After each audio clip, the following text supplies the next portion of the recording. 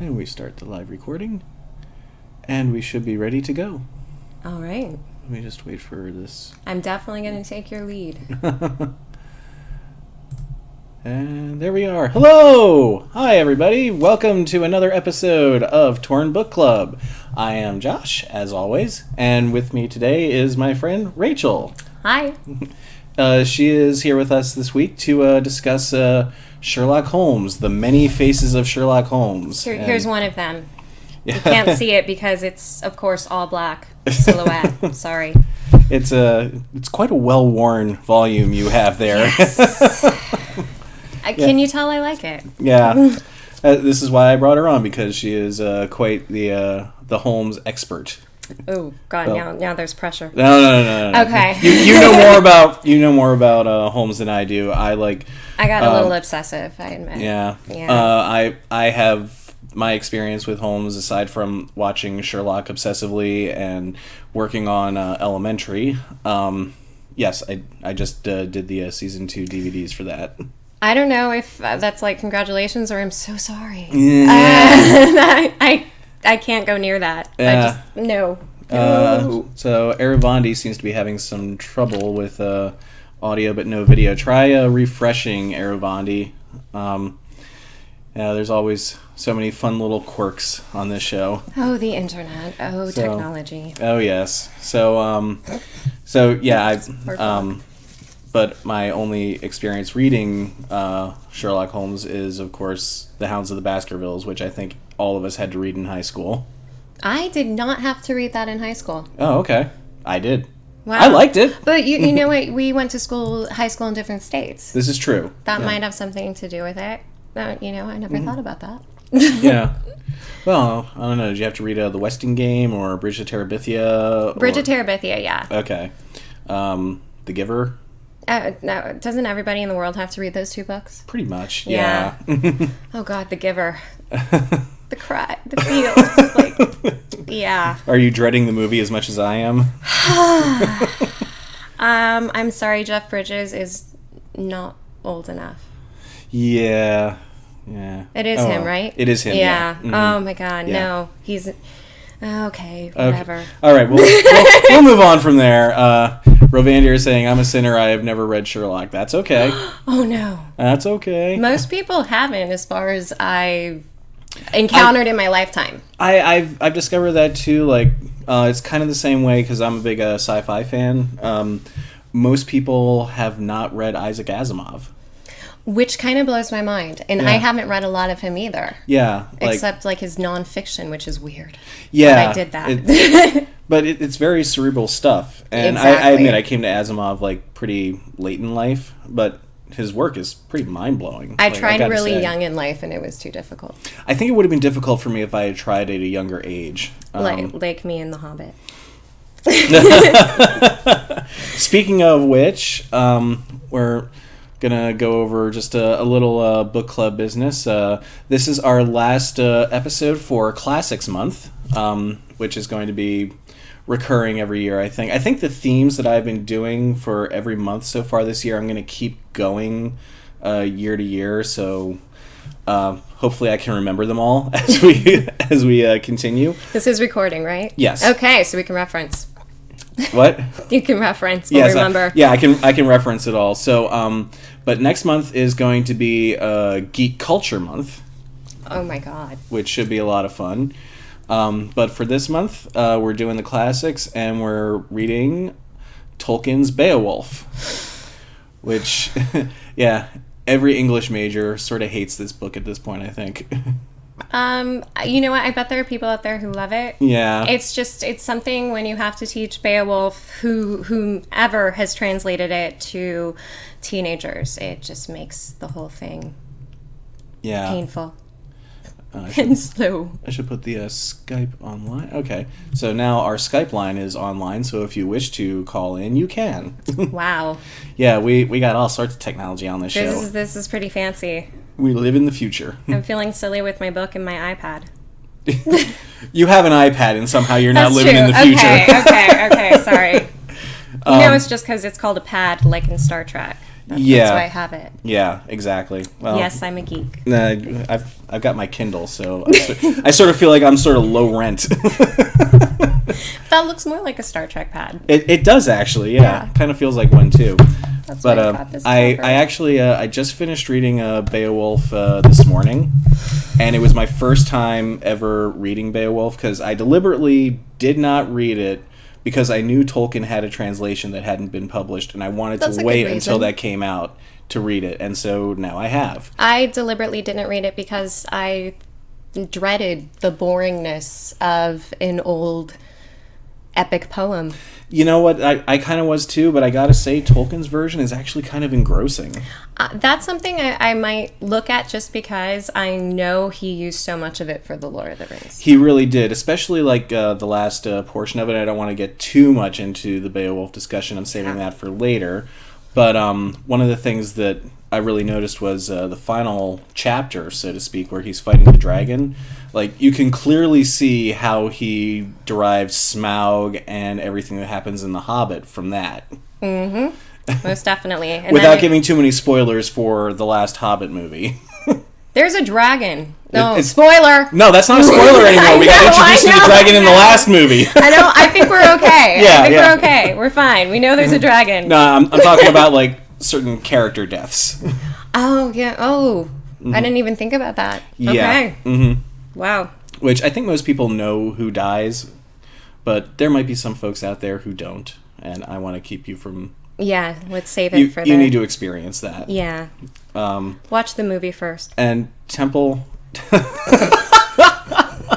Oh my god. I know, you are going to get so many horrible comments. I just said that. I'm sorry. That's okay. Tolkien was difficult for me, personally. Tolkien is a tough read. I won't lie. It took me a while to get through Fellowship of the Ring. Oh my god. And who here hasn't read The Hobbit?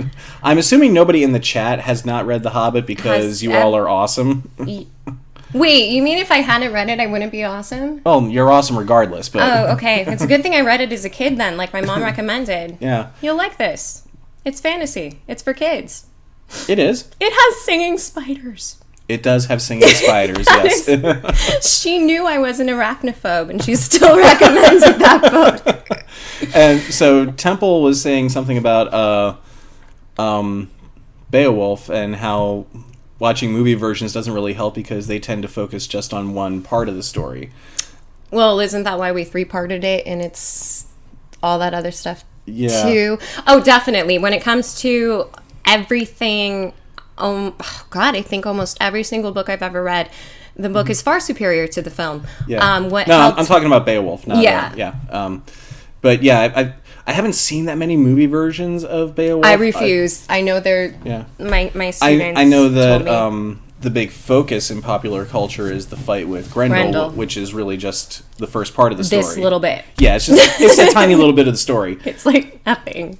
But then I did see the Robert Zemeckis CG movie. Yeah, I'm afraid to watch that. It was not good. I know that much. And, having read this now and then looking back on that movie, I'm like, wow, they took a lot of creative licenses in that movie. Wasn't Angelina Jolie Grendel's mother? Angelina Jolie plays Grendel's mother, and more than that, she seduces Beowulf. Ooh, we gotta have sex. It's a movie. Yeah, they get together, and they have a kid, and that kid is the dragon at the end. Wow, that is figure that one out. Yeah, I don't think I can. That's hilarious. I know. There is a picture, a still image from that in the textbook. Oh, really? Yeah.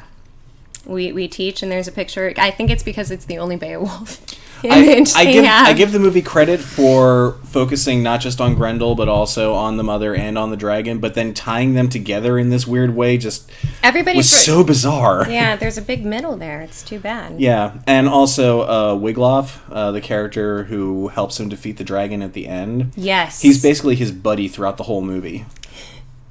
I laugh at that name. Yeah, like, I know. Even with my kids, I'm like, hey guys, Wiglaf. That's great. Try to get my humor where the names in this are like they're interesting. I mean, I know it's Old English and it's Norse Oldie English and Norse names and everything, but there are a lot of them. Like I'm reading them and I'm like, how on earth do you pronounce that? Yeah. And like I know I'm probably like showing my ignorance there. Like, oh, you don't know how to pronounce this word? Well, sorry. Yeah, it's okay. I taught it, and I laughed at things like Wiglaf, so, Yeah. it is what it is. Yeah. Eravandi says, somehow putting Angelina Jolie and Beowulf in the same sentence sounds like heresy. Yeah. You know what? You're not entirely wrong. Considering that good. Angelina Jolie was playing Beowulf's mother, and Beowulf's mother is nothing like Angelina Jolie Grendel's Grendel's mother. She's nothing like the problem Angelina Jolie in any with way. It is that the poem doesn't describe. Well, the poem describes her as a she-wolf and a sea creature. Underwater, lives underwater. Yeah, which it's a very weird description because it's like it describes her as a sea creature but also as a wolf. Yeah, I don't think they could make up their mind, so they just went for everything. Yeah. Like, it conjures up some interesting images, none of which are Angelina Jolie. No. I did not see her at all when I read that. Yeah. And I do want to read the Tolkien version because I'm interested to see a translation that isn't so... The translation that I had to read and then teach was very God-focused. Mm-hmm. It had been rewritten to show people how Beowulf won all these battles through the power of God. Well, there are references to God in Tolkien's version. I don't know how they compare to the other one, but it doesn't. I never really got the feeling that like all of this was like because God influenced it. It was more like him paying tribute to God and thanking him for I gotta show you my version. I gotta show you this other version. You'll laugh. It's hilarious. It's a complete Christianization, if that's a word, of the Beowulf myth. Okay. Apparently that's what we're teaching our kids. Look how they changed this into Christianity. Well, I mean, they talk about that in Tolkien's version a bit, like how Grendel and his mother are descended from the creatures that came from Cain. Yeah. That's definitely... So, that's interesting. I'm going to have to read that. Mm-hmm. Dang it. Darn you. I said I'm going to have to read Beowulf. Oh, my gosh. Yeah, I'm going to make you read Beowulf again. Oh, jeez. I am an awful, awful person. You are an awful person. Oh, my God. But now I need to know. And Temple's saying, oh, I hate it when they Christianize things that existed before the Christian religion. Oh, boy, that's our whole world, isn't it? So we live in America. Well, I mean, now, did Beowulf exist before Christianity? Yes. Like, for sure. It wasn't written down. Gotcha. It's kind of like any... Because I thought it was, like, written down the way we know it. When it was finally recorded. When it was finally recorded in Old English, it was in, like, the 900s or something like that? Yeah. I think maybe before then? Oh, my God, I can't remember. But give me a break. It's been a year since I didn't teach it this last year, so okay. I don't remember. That's okay. That's okay. Yeah, definitely Christianized. Very interesting. Okay. Yeah, it seemed a little like jarring to me at first, but then I just sort of went with it. I kind of laughed with it. I apologize to anybody who takes Beowulf seriously. Mm. There are people who take Beowulf seriously. Do you think there are people who believe it and believe that, Jesus Christ helped him? And stuff like that? Because seriously, that's in the translation I have. Okay, that's not in Tolkien's version. Now I gotta check out Tolkien's version and see what's really up, because he's the person to read. Okay. All right, so... Let's move on from Beowulf. At some point next month, we haven't really locked down a date yet, and this is partially why we skipped last week. I'm doing a special episode on Beowulf with Keely of Happy Hobbit, because she's another big Beowulf scholar. She's done her own translation of it. Oh, wow. Yeah. Wow. Apparently translating Beowulf is part of like the curriculum of Old English. That makes sense, actually. Yeah. But I mean, she's done that, and so I want to bring her on to discuss it.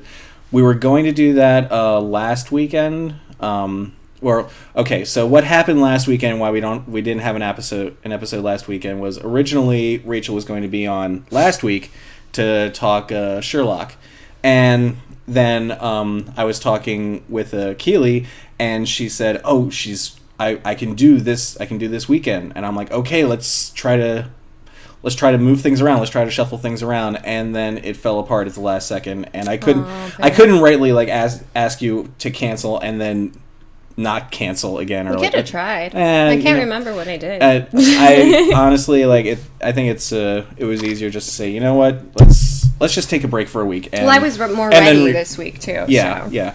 And we'll revisit it again. We're going to do a special Saturday episode in addition to our regular Sunday episodes to discuss Beowulf.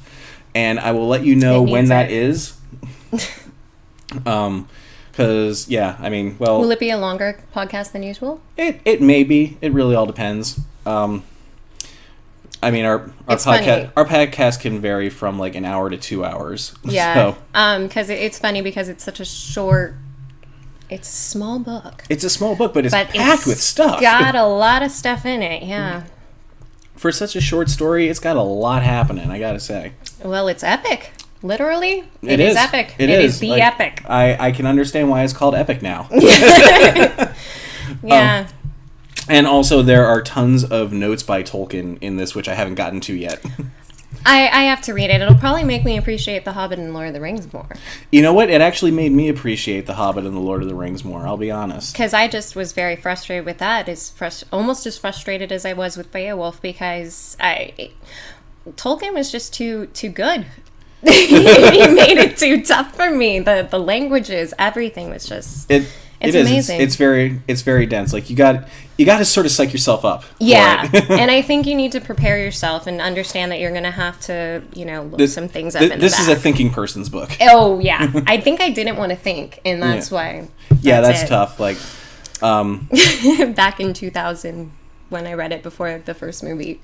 Yeah, I was in college. I didn't like thinking. I read Lord of the Rings for the first time in the mid-90s when nobody but the hardcore geeks were talking about it. Yeah. It was really on the DL there for a while. I wouldn't say the DL more. Well, it was huge in the 60s. Yeah, it was really big in the 60s. And then they had the films in the 70s, right? The cartoons? Well, you had The Hobbit, The Return of the King, and the Bakshi Lord of the Rings in the 70s, I think. Yes. I've seen pieces. They're cartoons. The Hobbit is a good cartoon. Return of the King is laughably terrible. Bakshi's Lord of the Rings is kind of fascinating in its weirdness. Interesting. Yeah, at least Return of the King was short, right? It was short, but... compared to the others. Oh, if you thought the songs in The Hobbit were annoying, oh my god. No, oh my god. Just, okay, when is this song over? And they invented songs for Return of the King. It's something that you have to kind of dedicate yourself to reading and understanding. Yeah. And it's not Harry Potter. It is not the Chronicles of Narnia. No, this is true. Now I want to rap. Saturday Night Live. So Suzanne is saying, bouncing off of Lord of the Rings, you could talk about Dungeons and Dragons because it's based off of Lord of the Rings. Well, sure. That would explain a lot of the rules then. Mm-hmm. I don't know a lot about D&D. I played it a little bit in high school, and that's about it. I am not a big D&D expert. I have many friends who are. I could bring them on. You probably have friends who have like all sorts of dice. Oh God, yes. Yeah. Oh God, yes. Yeah. and special graph paper. Wait, do people still use graph paper for D&D? The hardcore do. Hardcore do. Okay, I was wondering. We don't use any of those prefabricated maps. No, we do our own in pencil with graph paper. That's how that's how it's been represented in popular culture forever. Mm-hmm. That's kind of funny. Yeah. Yeah, they should have an app for the iPad, D&D. I can't believe they don't. They must, yeah. I just haven't seen it because I haven't looked. Yeah. So let's move on to Sherlock Holmes and a little bit about the man, the legend, the character, the writer, the books. Legend. Well, he is kind of legendary at this point. He is, yeah. Considering that we have our slang phrase, no bleep Sherlock. We can't say that? No, we can't say that. Oh. Yeah. My brother thought he invented that phrase. Everybody thought they invented that phrase. But then I had to explain to him, no, I just watched Little Shop of Horrors obsessively, and that's one of Audrey 2's. Oh, Temple wants to share a personal thing about Sherlock Holmes. Please do. Yes. I would love to. I love to hear personal stories, especially when they're topical. Very personal. So now we have to wait for that to come around. Yeah. So, while you're loading that, let me show you guys the cover of this book. Yeah. You can stand up and bring it close to the camera. Yeah. Let me bring it closer because move it off over to the side there a little bit there. One reason I thought this book was so much fun and I had to buy it from... There you go. Now you can see it. Yeah. One reason I had to buy it from the college library where I got it is because of the VR on the book there. In one of his stories, Sherlock Holmes is bored and wants to do target practice, so he shoots the initials of the reigning Queen of England into the wallpaper by his fireplace. And so it's on the cover of this book. Yeah, isn't that just... That's so Sherlock Holmes. Okay, so Temple's story is actually very sweet.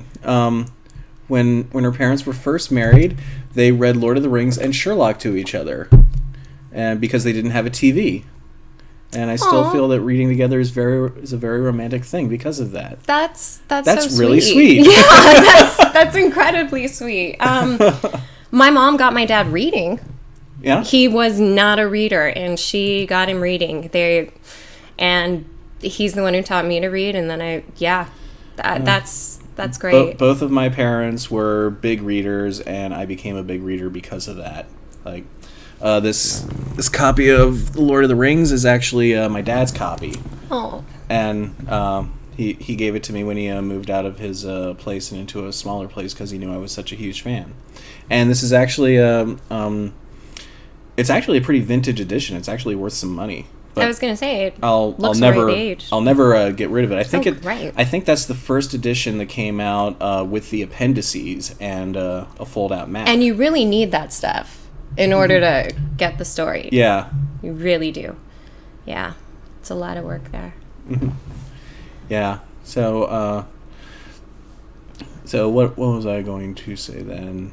Oh, so you were mentioning some of Sherlock shooting the initials of Victoria Regina, reigning Queen of England. Victoria Regina into his wall. Yeah, remember Sherlock Holmes is Victorian detective. One thing a lot of people think is that he was the first literary detective, but he really wasn't. He wasn't. Edgar Allan Poe's Murder on the Rue Morgue, his inspector in that. And I read somewhere that Sherlock Holmes actually sort of disses that character a little bit. Oh God, I don't remember. I'm gonna have to look that up. Yeah, because that would be really fun. Because Murders of the Rue Morgue is actually cited as an inspiration for Sherlock Holmes. Oh, well, and I can't remember the name of the detective. It's something French. It's a very French name. And I'm horrible, and I know. I'm great with English, but don't give me any other language because I can't do it. That's something I would have to look up the pronouns. I don't want to say it. Don't even want to try. Yeah. I'm not going to do it.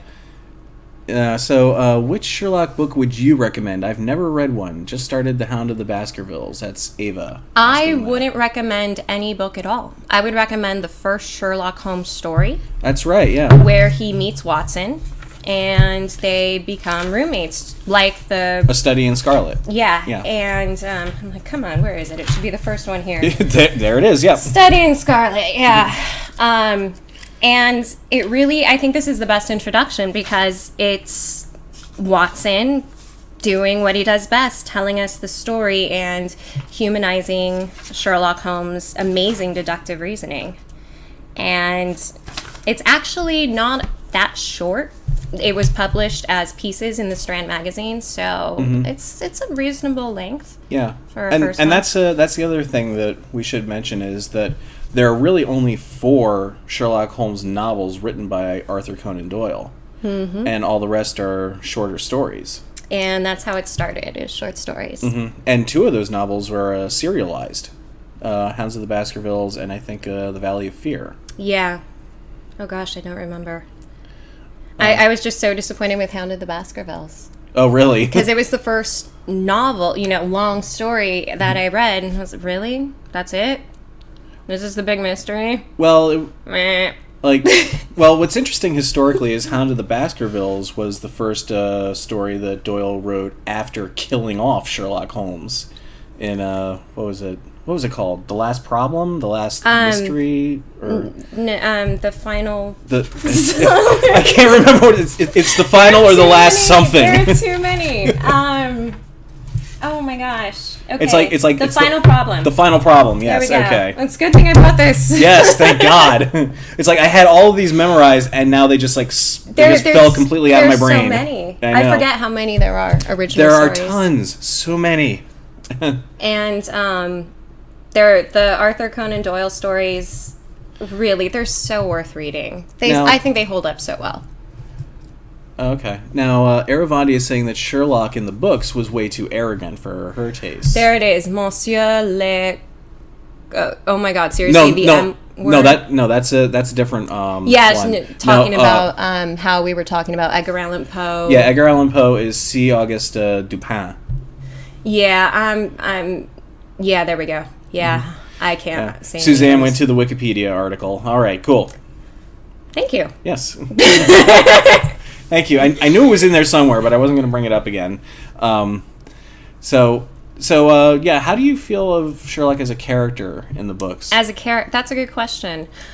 Since I don't know about you, but I think most people's introduction to Sherlock Holmes has been in some sort of performance. Usually, yeah. Performance. Nobody starts with a story. Yeah. The image that first comes to my mind when I think of Sherlock Holmes is Basil Rathbone.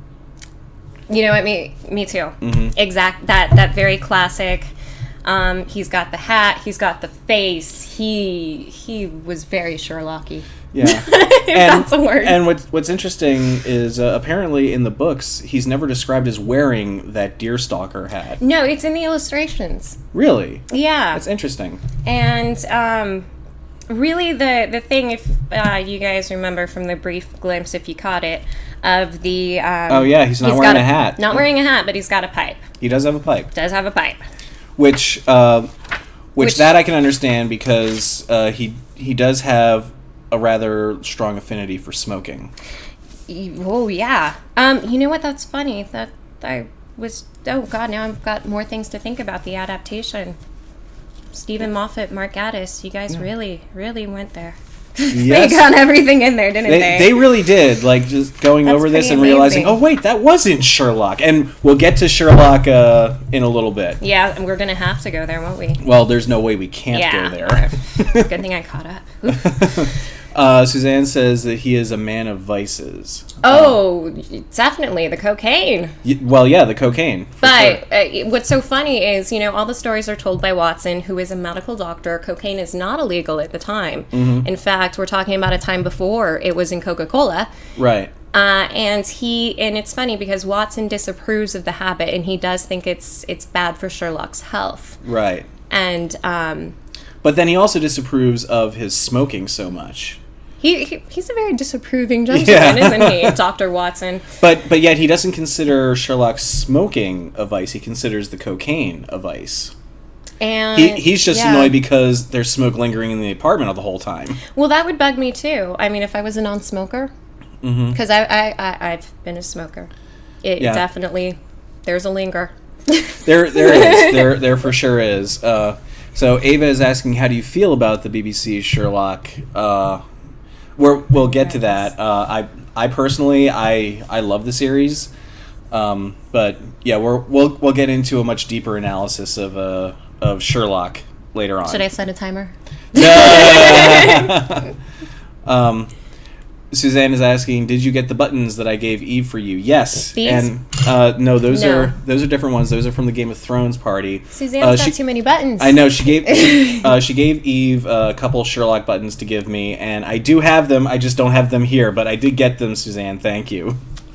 She's got so cool. She's got a great one of Irene Adler's password that's I am Sherlocked, which I thought was just so brilliant. I kind of love that. I love that they had that character in the show, that she is the woman. Right, yes. She's in only, just like Moriarty. She's just in that one story. Mm-hmm. And but they were so iconic, and that made them easy to build up for adaptations, I think. Well, I mean, the reason Moriarty, I think, was such a important character wasn't that he was so evil or anything like that, but it was because he was the villain in the story where Sherlock gets killed. Definitely. And also, Conan Doyle describes him, Moriarty is not exactly the Sherlock of crime. I think we would call him the Mycroft of crime, really. He actually described him as the Napoleon of crime. Yes, the Napoleon. But that doesn't actually fit because Moriarty was not, going in there with gangs and stuff. He, had his little bits and pieces what he going. was he was kind of a guy who had his fingers in a lot of different pies. A lot of pies. And was pulling the strings on a lot of different syndicates. Yeah. So he was more of a puppet master. Definitely. And he was introduced in the story. The whole point of Moriarty was to kill Sherlock Holmes. Conan Doyle was sick of writing Sherlock Holmes. Well, yeah, because he'd been doing it for 10 years at that point? Actually, not that long. It's kind of funny because after that, as we know, that was in the first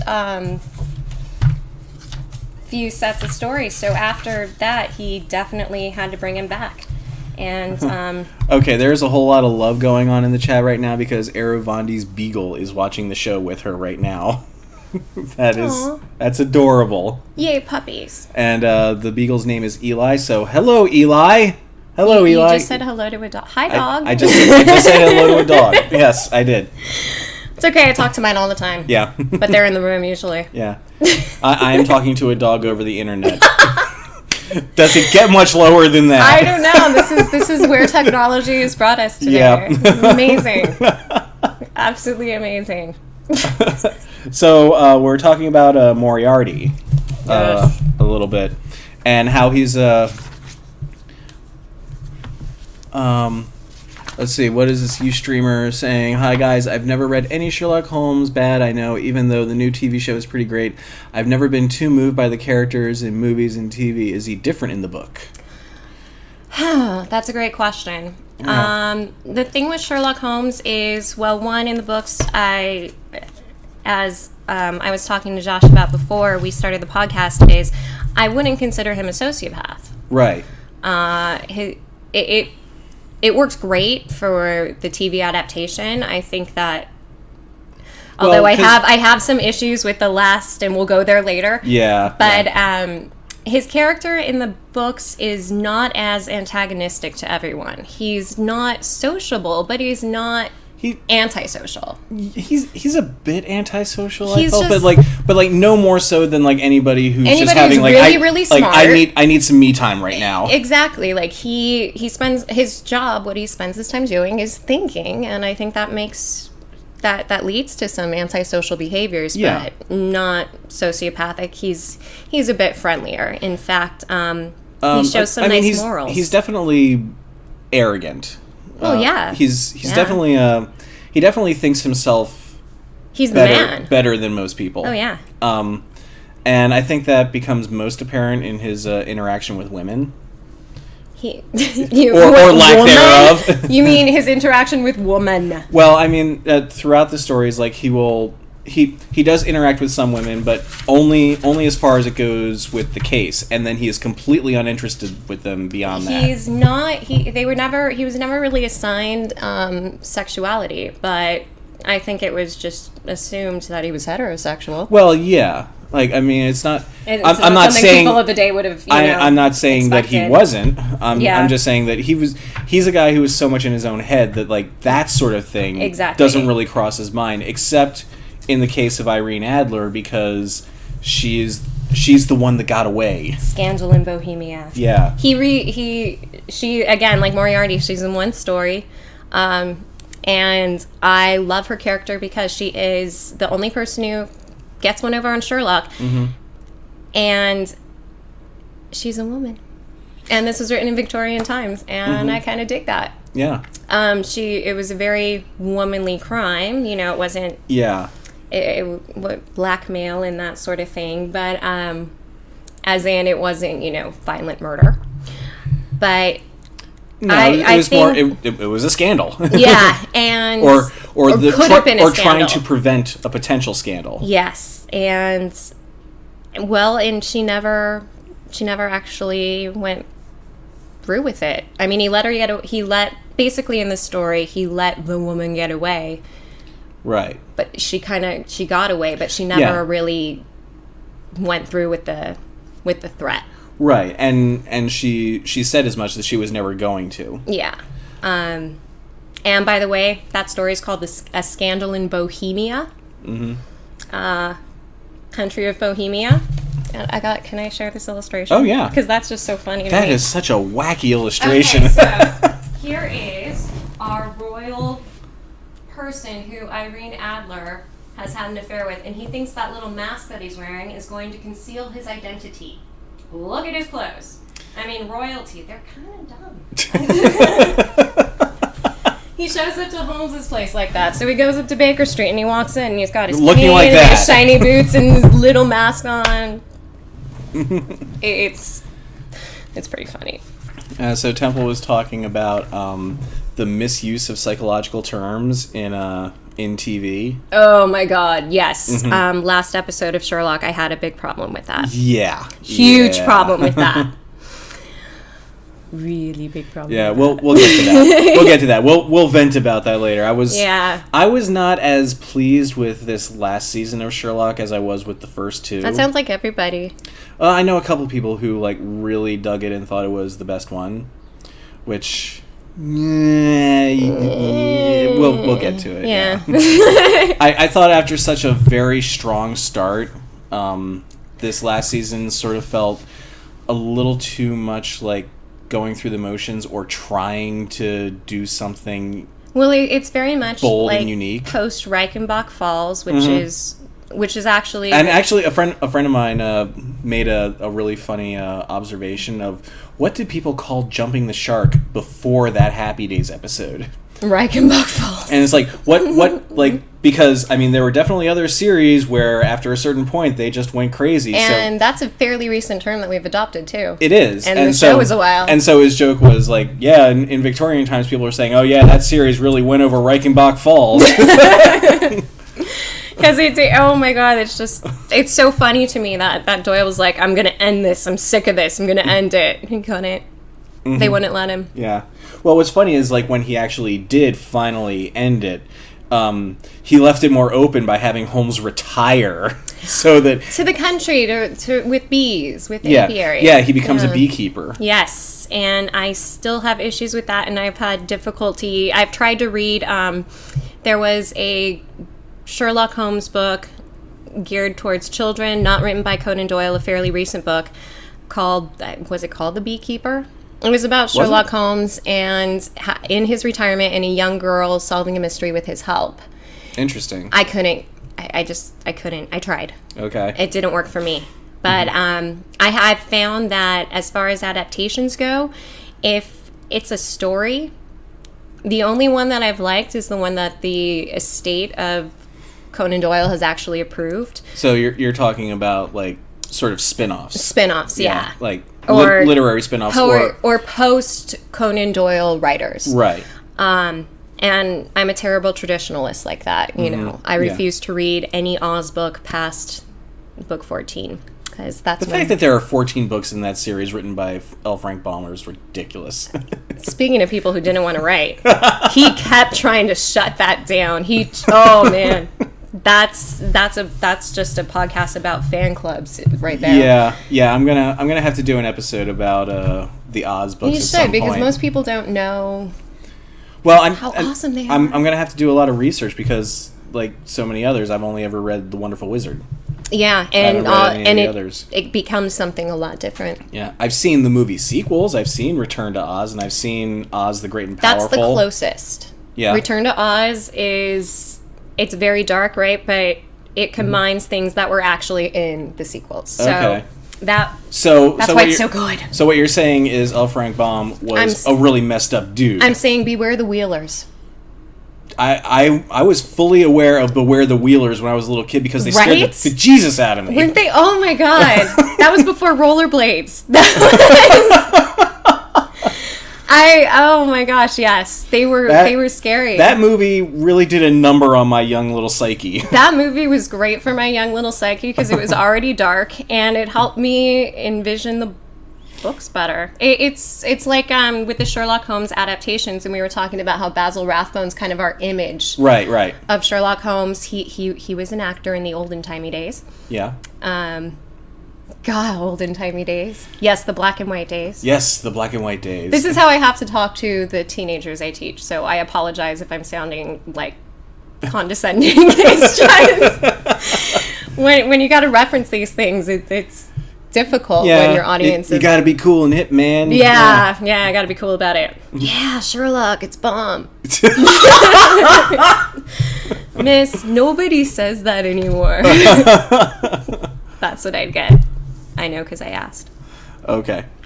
I would not have known, and I would have embarrassed myself. It was...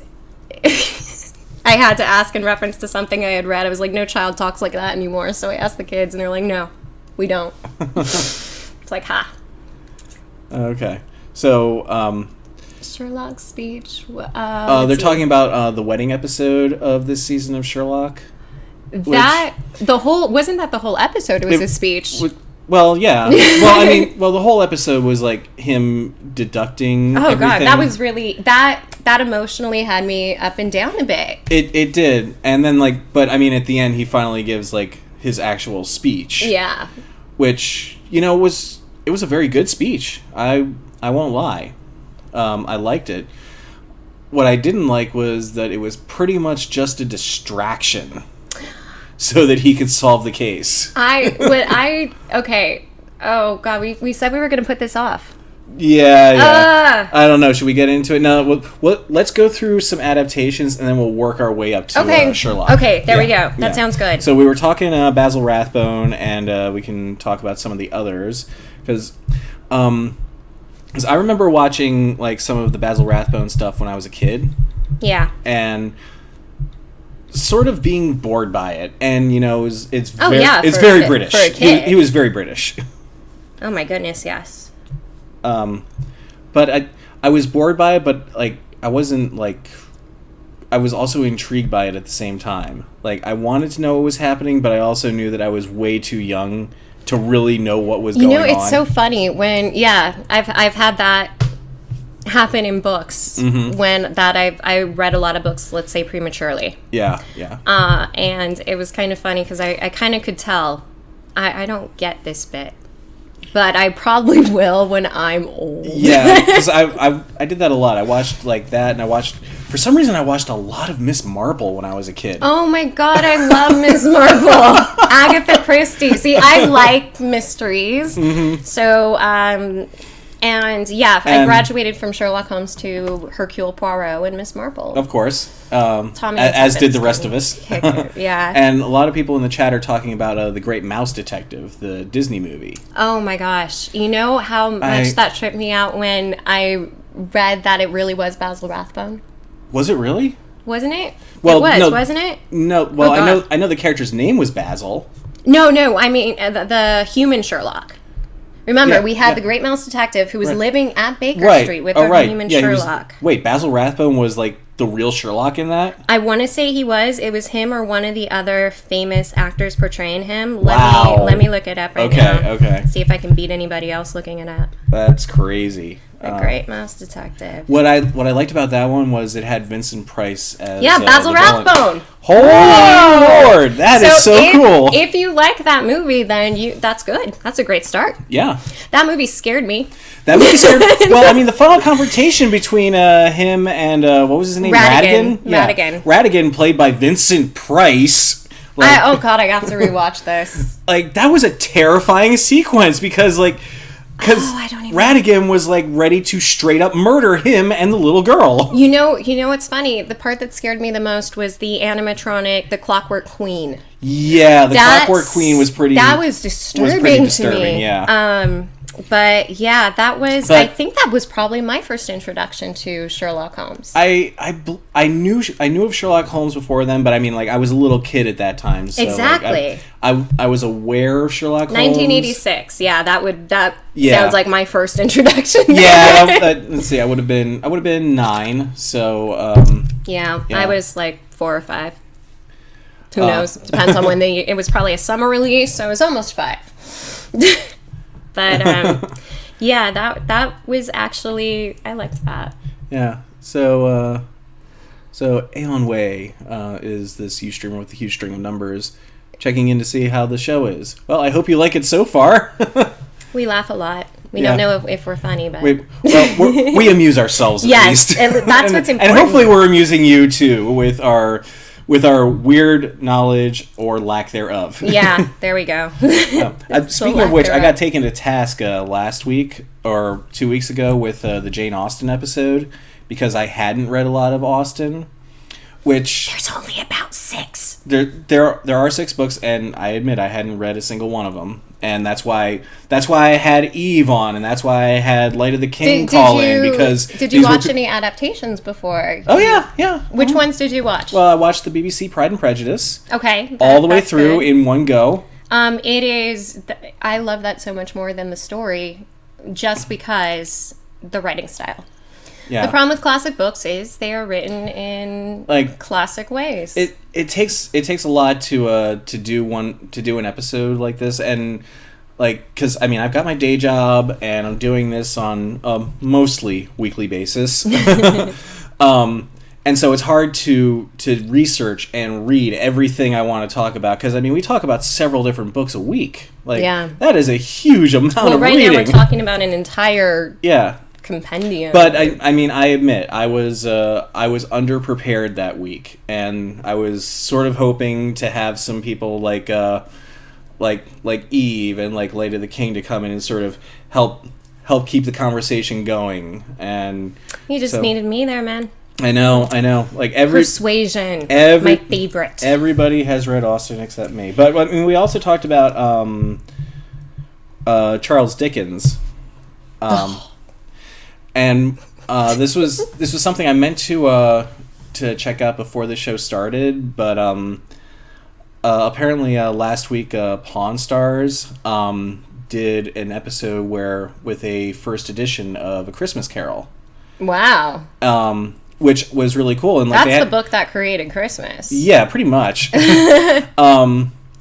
But let's see, what is Aeon Way saying? I'm sorry if I'm butchering your name. I love that you guys are so well read. I'm ashamed to say that I'm dyslexic and find it hard to read. I need to put aside a lot of time just to read. There's nothing wrong with that. Not at all. I listen to audiobooks. Yeah, I listen to audiobooks too, and actually I'm kind of sad that Light of the King isn't with us today because she joined the book club specifically. No. She joined the book club specifically to help with her dyslexia. Oh, that's too bad. Yeah. I love audiobooks. There's audible.com, which is now an Amazon website, but LibriVox.org. LibriVox is great. Is fantastic because they'll have all the Sherlock Holmes as long as it's been recorded. They also have text versions now. Yeah. And an application. And LibriVox is user-generated. It's all public domain stuff, and it's all free. And the audiobooks, some of them are fantastic, and some of them are painful. Well, I mean that's what because it's public. It's open source, so sometimes you get a great narrator in there. Sometimes some of them are amazing. And then sometimes you get somebody who is just reading like this, or blah, blah, you blah, get an entire book, The Tin Man of Oz, read by a little boy. The Tin Man of Oz by L. Frank Baum. Okay, that's not total nightmare fuel. It was, oh my gosh, yeah. So I was glad when that came out professionally and I could get it on Audible. But the reason I bring up Audible is because you can get audiobooks a lot cheaper that way. Audiobooks, I'm sure they're getting cheaper, but they used to be ridiculously expensive. And honestly, like without an Audible membership, audiobooks are still dang expensive. Really expensive. With my membership, we're talking like $40-$50. Yeah. The Audible books that I'm reading, and FYI, for those of you who know what it is, I have the entire series of Discworld right here on this phone right now. I'm going to have to bring you back sometime to do a episode on the Discworld. Once I've read more. I'm only 6 books deep. But the Discworld books are $40-$50 usually. Yeah. And less than 15. But yeah, I mean, I love Audible. And look, we're not getting paid by Audible yet. No, definitely not. I pay them. But I pay them, but I love their service because they have really good audiobooks. They do. Except the Song of Ice and Fire books. The narrator is terrible, but... Which one? Wait, it's the same narrator, right? It's the same narrator for all 5 books. But because the books took so long, he pronounces names differently. Yeah. That bugs me. But I've still listened to that. It confused me. I've listened, but it's so funny, though, because I've listened to those books dozens of times. I've never read any A Song of Ice and Fire on paper, because I haven't read a book on paper in... Oh my god! It's been a while for me. Like I don't have time. The last time I read something printed was Beowulf on a Kindle. Yeah, you can't. I don't know. I am succumbing to the future too readily. I do need to just like sit down with just like a regular. And I used to be regular paper book. I used to be such a snob about audiobooks. You know what I did too? And now I'm just like, they're the best things ever. What's really good about it is like it helps on my drive to work. Yep. Like I can just like plug in one of those and just listen for an hour while I'm driving. And it's great. It's great. And sure, you're not getting the visual translation of symbols practice that you get when you're actually reading with text with your eyes. But you still get access to the story, the vocabulary. You get the story, and if you get a good narrator, you get a really strong emotional connection to it. Yeah. I canceled my cable. I listen to audiobooks mostly now. I'm right there with you. It's kind of I'm becoming. Audiobooks have turned me more geeky than I was before. Mm-hmm. Audiobooks. So people are talking about how color helps with dyslexia. Yeah, that's actually true to certain degrees. I have some teaching aids that are clear plastic and colors. Okay, that you can pull down over the text line by line. It helps by separating the lines, and then the color idea seems to work for some people. When they tried the whole eyeglasses thing, do you remember those? The colored lenses for reading. Yes, I do remember that. Yeah. I don't know how well that worked, but it seems that if you just put it on the page, the color, it seems to help. Interesting. Yeah. So yes, that is true. Okay. So there you go. So don't be afraid of reading if you have dyslexia. I know, I can't help it. Rachel is such a teacher. Symbols practice. This is why. This is why I don't have time to read anymore, because I am educating today's youth, tomorrow's future. Oh God, we're screwed. Oh dear. Let's see.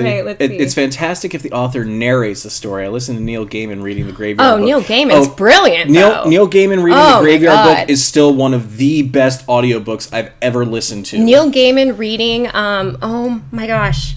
Oh, Josh, help me out. Okay. Brain fart. Let's run through it. American Gods, Anansi Boys. No, the one before then. The one that takes place in the homeless population of England, and everybody's magical, and there's it's about doors and keys. Oh God. I don't remember. Somebody please help us out here. Somebody tell us, because I feel really awful. But that book was my first audiobook that made me go, I need audiobooks. Mm-hmm. That Neil Gaiman was amazing. That was the one that really turned me on to audiobooks as well. And like our book of the month for next month, which is Ready Player One by Ernest Cline. I just finished reading I've just finished listening to the audiobook. Neverwhere. Thank you. That's right. Yes. Love that. So I just finished listening to the audiobook for Ready Player One, and it's read by Will Wheaton. And he does a fantastic job. That's why it sounded familiar, because it's Will Wheaton. Yeah. And it's fantastic. Like, I would recommend, if you're going to read the book, check out the audiobook for that one, because, first of all, it's an incredibly geeky book. Like, this is the litmus test for geekdom. Like, how many references can you get per chapter? Wow. And it's also read by Will Wheaton, and so, like, this is read by somebody who gets it, And so, like, he's really bringing that into his narration. That's great. Yeah. Well, that's oh, wow. A signed copy of Neverwhere. Wow. I don't have anything signed by Neil Gaiman. Neither do I, but he's definitely not like Terry Pratchett. Yeah. Who is my favorite author, who has joked that books without his signature are worth more than books with his signature. Okay. He signed so many books. I have one. Interesting. So we should get back to Sherlock adaptations. So my first introduction, I guess, after The Great Mouse Detective, which when I was a kid I didn't even realize it was really a Sherlock Holmes story, was the radio program. Oh, okay. Which is probably not the one that most people are familiar with. I know of it. I know the only radio adaptation I know of is Orson Welles played Moriarty in a radio adaptation of The Final Problem. Like, that's the only one I know of. There's not enough lines for Orson Welles. They must have really pumped up that character then. I'm sure they did. Because that's the other thing with Moriarty. He's not in the story that much. Yeah. It's just kind of whoop, blip. Yeah. And I don't even know if this was back in his Mercury Theater days. It might have been. Yeah. I like Mercury Theater. Oh, I love Mercury Theater. I'm such a dork. I love old radio shows. And oh, me too. They used to air them at a local radio station. I used to do them on my local radio station. That's so cool. But 9 p.m. to 10 p.m. we'd have 2 radio shows, and that's how I got into them. My dad has started me listening, and Sherlock Holmes is a great radio show. Okay, that's cool. And, by the way, it aired from 1939 to 1947. Oh, wow, so okay. I'm looking great for my age now. Aren't you? Thank goodness for recordings and reruns. I have watched the television program, the black and white one. Okay. Which, the thing that bugs me the most about watching that isn't the black and white, which apparently drives today's kids crazy. The letterboxing drives me crazy. Okay. Because all of our televisions are widescreen now. Right. Our computers, you watch an old Sherlock Holmes episode. You got the panel boxing. You got the letterboxing on the sides. Yeah. And that's right, I don't even know. Yeah. And letterboxing is horizontal, panel boxing is vertical. Thank you. See? Know your stuff. That's good. This is what I do for I don't a know. living. Yeah. Now I'm learning. But yeah, that made it difficult to watch sometimes. It's weird, yeah. But both the only Sherlock Holmes adaptations that I haven't enjoyed are I've tried several books. I very much enjoyed Neil Gaiman's little foray into the world. I don't know. He didn't really go into that world. He kind of took Sherlock Holmes and put it into another world, sort of a Lovecraftian world. Interesting. He wrote a short story called A Study in Emerald. He reads that very well too. I'm gonna have to check that one out. You're gonna have to check it out. I've heard it's about in his it, book, but I haven't really Fragile read Things. it. Yeah. It's especially if you're into horror, science fiction, all that stuff. I'm a big Lovecraft fan. It's pretty good. I love Lovecraft. It's a good story. I'm a Lovecraft dork, but I'm not getting into Lovecraft until October when we start talking horror. That takes a lot of work too. Oh yeah. I know. I just did a model research report on it. Ooh. Yeah, the good thing about my job. And you survived. I survived, yeah. I survived reading straight through Lovecraft and quoting it too. Man. Yeah, I know. and you did not just go insane. I did not go insane. It came close, but Wow. Got to keep a handle on it. But yeah, Neil Gaiman's short story, I think, is fantastic. You can also get it in a collection of shorts by other authors, all relating to the Cthulhu mythos and Lovecraft stories. Cool.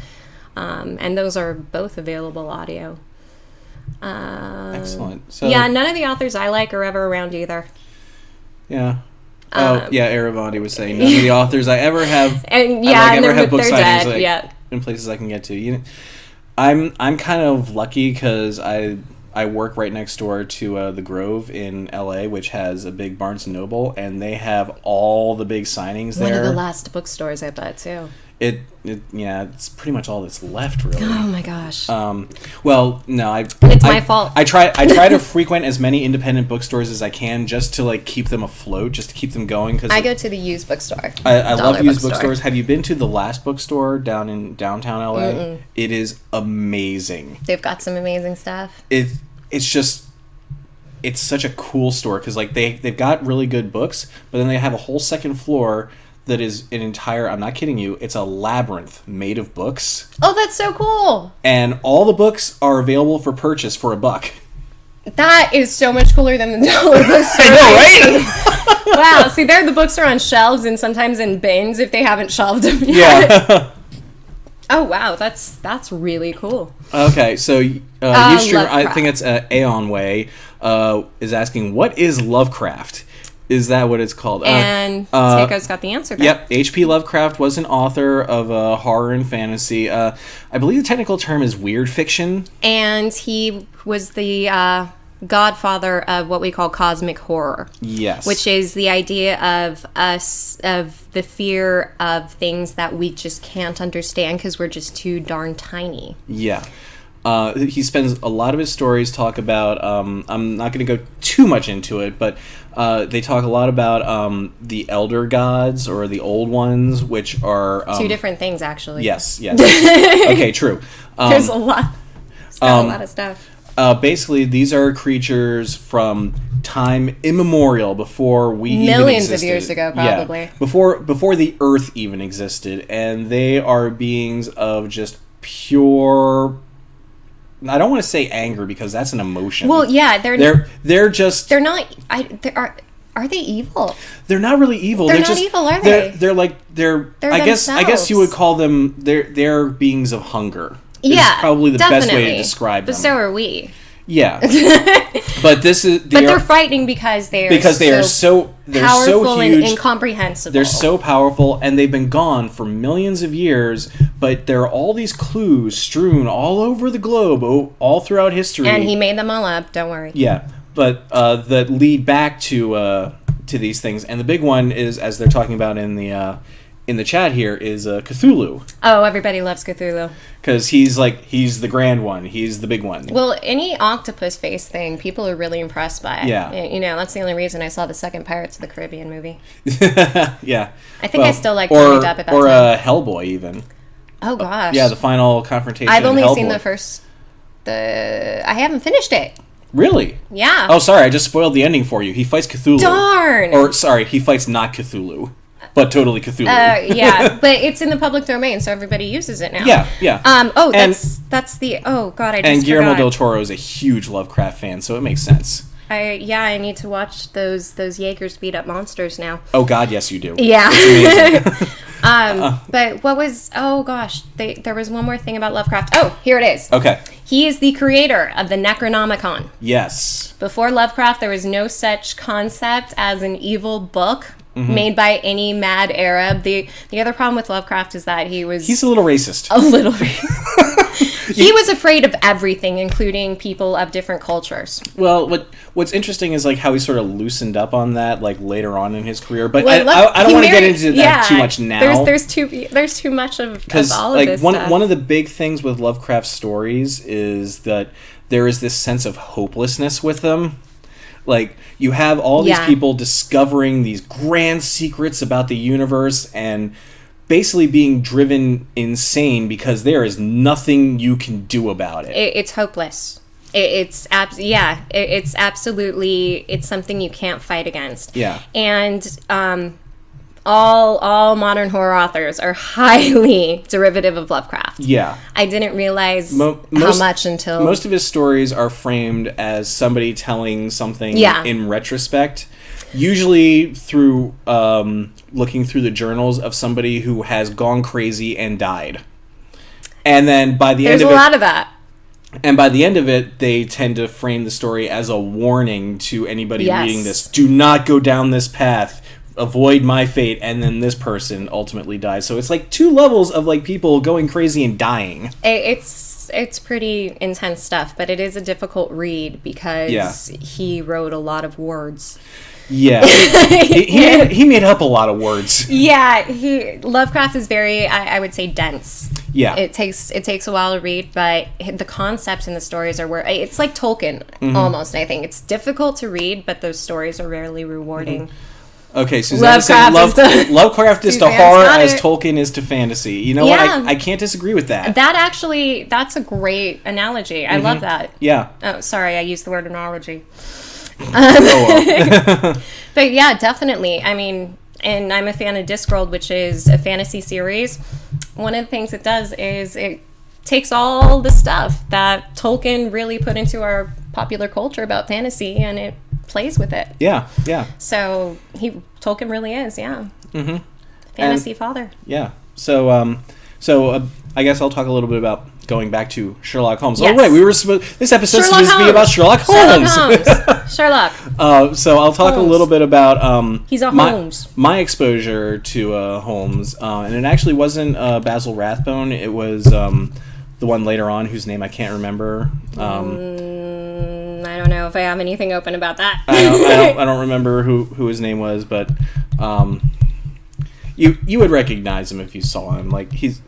And he was the one who I watched a lot of. I watched Basil Rathbone later on in life. Are these the actors who played... Peter Cushing? No, not Peter Cushing. I think I watched him as once. What, are these all the guys who've played Sherlock Holmes throughout the years? There's also been plays. Yeah. There have been several television specials. You know, in England, they do one-offs all the time. Mm-hmm. So just so you know, Rachel just brought up a huge list of names. These are all people who have played Sherlock Holmes at some point in history. Oh my God, look how long this is. Good Lord. Oh my God. Okay, I'm not even going to try to find Christopher Lee played Sherlock Holmes? Yeah. Oh my God, that's Sherlock right. Holmes and the Deadly Necklace. Because he was in the Hand of the Baskervilles is the one I saw with Peter Cushing and Christopher Lee. Yeah. And Peter Cushing is weird to me as Sherlock Holmes because my first introduction to him was, Star Wars. Yeah. I recognized his foul stench when I was brought on board. Yeah. I think for everybody of our generation, our introduction to Peter Cushing was Star Wars. And then he shows up later in my life in all of these Hammer horror movies and Sherlock Holmes. I've been watching his non-canon turn as the Doctor or Doctor Who. I'm afraid they're not good movies. I've read. They're really not good movies, but with riff tracks, they're hilarious. Well, anything that's the only way I'll watch certain things is through riff tracks. But yeah. Oh my gosh, and John Cleese played him once.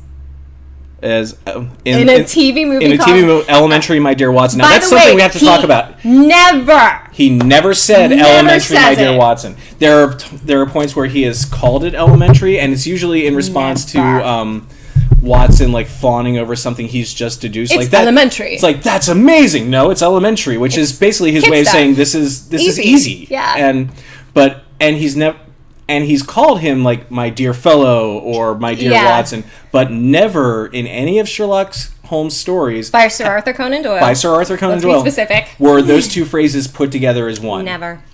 And in fact, never no bleep Sherlock either. Yep. That's just sad to me. That would have blown people's mind if that showed up in a Conan Doyle story. Oh my God. And that's how we'll know time travel. Saying just like Beam Me Up, Scotty. That's very true. John Barrymore played him in 1922. That might be who I'm thinking of. No, they would have been silent. That's too early. Yeah. Wow. Yeah. This is a very long list. Yeah, there are a lot. So you know what? Let's just skip to the more modern adaptation of Sherlock because there are two now. But there's also. Should we address those films I won't see? I guess we could. Okay, so technically because I can explain why I won't see them. You could explain why you won't see them. I can explain why I didn't like them. I saw them both. I didn't care for either one. We're talking about the Guy Ritchie, Robert Downey Jr.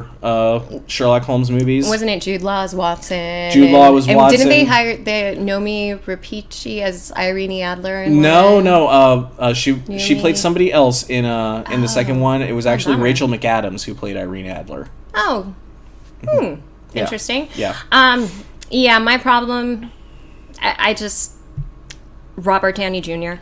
Yeah. Robert frickin' Downey Jr. Now, I know we don't want to stick with the stereotypes of the hat and everything, but Sherlock Holmes has a look. He does have a certain look, and that it's wasn't not, it. Oh, my God. And he would have made fun of that hat, that bowler hat. Those are for gameskeepers. Oh, okay. Those are for people working in the country taking care of the land management of lords who own property and making sure that poachers didn't get things. I just didn't like the way they really... Okay. The second one, Game of Shadows, where he's fighting... Yeah, I know. That's such a video game. Like, it ends with a confrontation between him and Moriarty on Reichenbach. Okay, so he should die, right? Well, I mean, they do the whole thing. They fall off of the falls, but you know, they reveal at the end, aha, Sherlock's actually still alive. They do it at the end of that film. Yeah. I see. But you see, my problem with that wasn't the fight. It was the fact that basically Holmes and Moriarty are basically trying to out-deduce each other in, like, some weird deduction duel. Like, it made no sense. I'm gonna get there first. No, I'm gonna do it. Like, yeah. It almost felt like Bill and Ted when they're playing the time game, where, like, I'll go back 5 minutes before this and I'll plant this here. Oh, yeah, well, I can do that, too. God, and I'll go back 10 minutes and plant this here. Wait, like Stephen Moffat's Doctor Who special with Rowan Atkinson. Yeah. And, like that. And Jonathan Pryce, where, the Master and the Doctor keep going back. So it's back. like they keep going back and forth, and then, like... But it's like that. It's like this game of one-upmanship that is apparently also violent. Yeah, that's the other thing. Sherlock Holmes, the character in the books, would have no trouble being a ruffian, so to speak, but Robert Downey Jr., my God.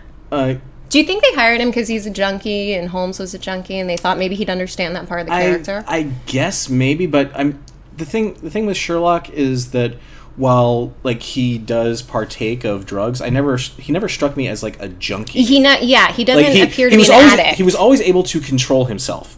Yeah. And that's the difference. And that's something that Watson, as his friend and doctor, was concerned about. But so Aonway is saying... hats are designed for hunting. Yeah. Gameskeepers hunting, the whole idea is that, let's see, one would stand on it to gain a little more height for a shot. That actually makes a lot of sense. The point at bowler hats were helmets. Yeah. That's what they were. So that's kind of hilarious, and I would love to see that, actually. I would love to see Robert Downey Jr. take off that hat and stand on it so it'll be tall enough to be Sherlock Holmes. Oh, I'm such a jerk. I'm so mean. Well, I think it's personal prejudice for me. That's okay. That's okay. I can't. But one of the things that always bugged me in those movies was also just how he was always like getting into fistfights. Like I could see that from the trailers. Boxing match. Like there's a lot of him like getting into boxing matches, particularly in the beginning of the first movie, which I'm like, this doesn't feel like something Sherlock Holmes would do. Like, if he had to go undercover for a case or something, possibly, he would do that. But in the context of the movies, this is just him blowing off steam. Yeah, no. He blows off steam by playing his violin, shooting up cocaine, or shooting his gun at the wall. Yeah. That's how he blows off steam. Yeah. Or smoking his pipe. Literally. Well, not quite steam. Smoke. But. Yeah. Yeah. Yeah, I figured I'd have difficulty with it. Yeah, I was not a huge fan. The only thing that I liked, the only really good casting, which was unfortunately underused, was in the second movie. They cast Stephen Fry as Mycroft. Oh. And that is great casting, but it was such a poor execution. By the way, Mycroft. How many stories is he in? One? I think he's in a couple, but... I mean, he's not a huge character. Not a huge character at all. In fact, he's very mysterious because he's more Sherlock than Sherlock. Yeah. He's like, basically, he runs the government. Like, he's the guy who's taken the skills that they both share and basically parlayed it into this secretive government career. Yeah, he's used it politically and professionally as a benefit to his country. Mm-hmm. Whereas Sherlock just sits at home and, does his thing. He works with the cops. Like he's his technical profession is consulting detective. Yes. Consulting detective. He's not a private eye. He's not a private investigator. No, and he doesn't do those. Sherlock Holmes does go undercover. For cases and stuff, and he will take cases, but he also has very strict rules about that. Yeah, and because of his character, he definitely would not be the type to sit and watch for hours, while waiting for something to happen. Usually, he sends Watson to do that. Mm-hmm. And I'm being completely serious. Oh yeah. Oh, Watson is a total errand boy. Watson has to do a lot of it. That's so unfair, you know? Yeah, well, I mean, that... Sherlock is somebody who really does sort of judge people on their usefulness. And...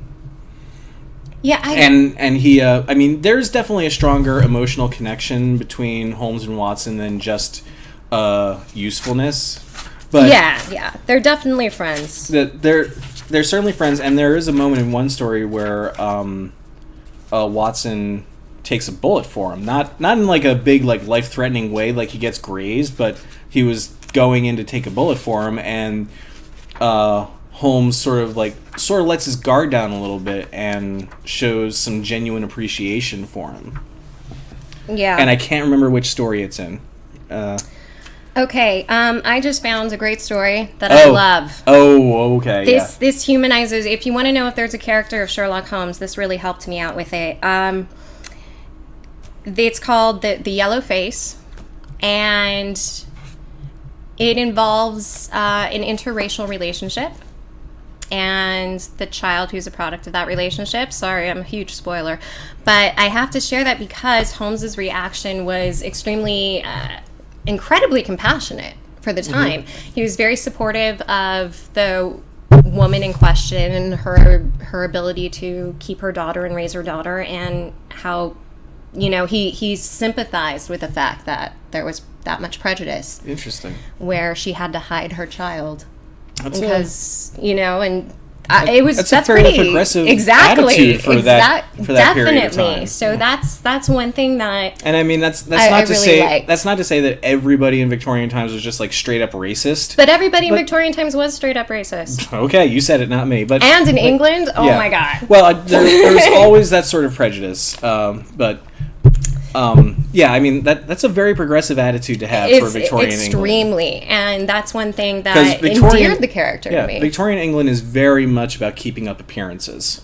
Oh yeah, that's what it is all about. Literally, I mean, it's about look at everything I have. Mm-hmm. Well, yeah.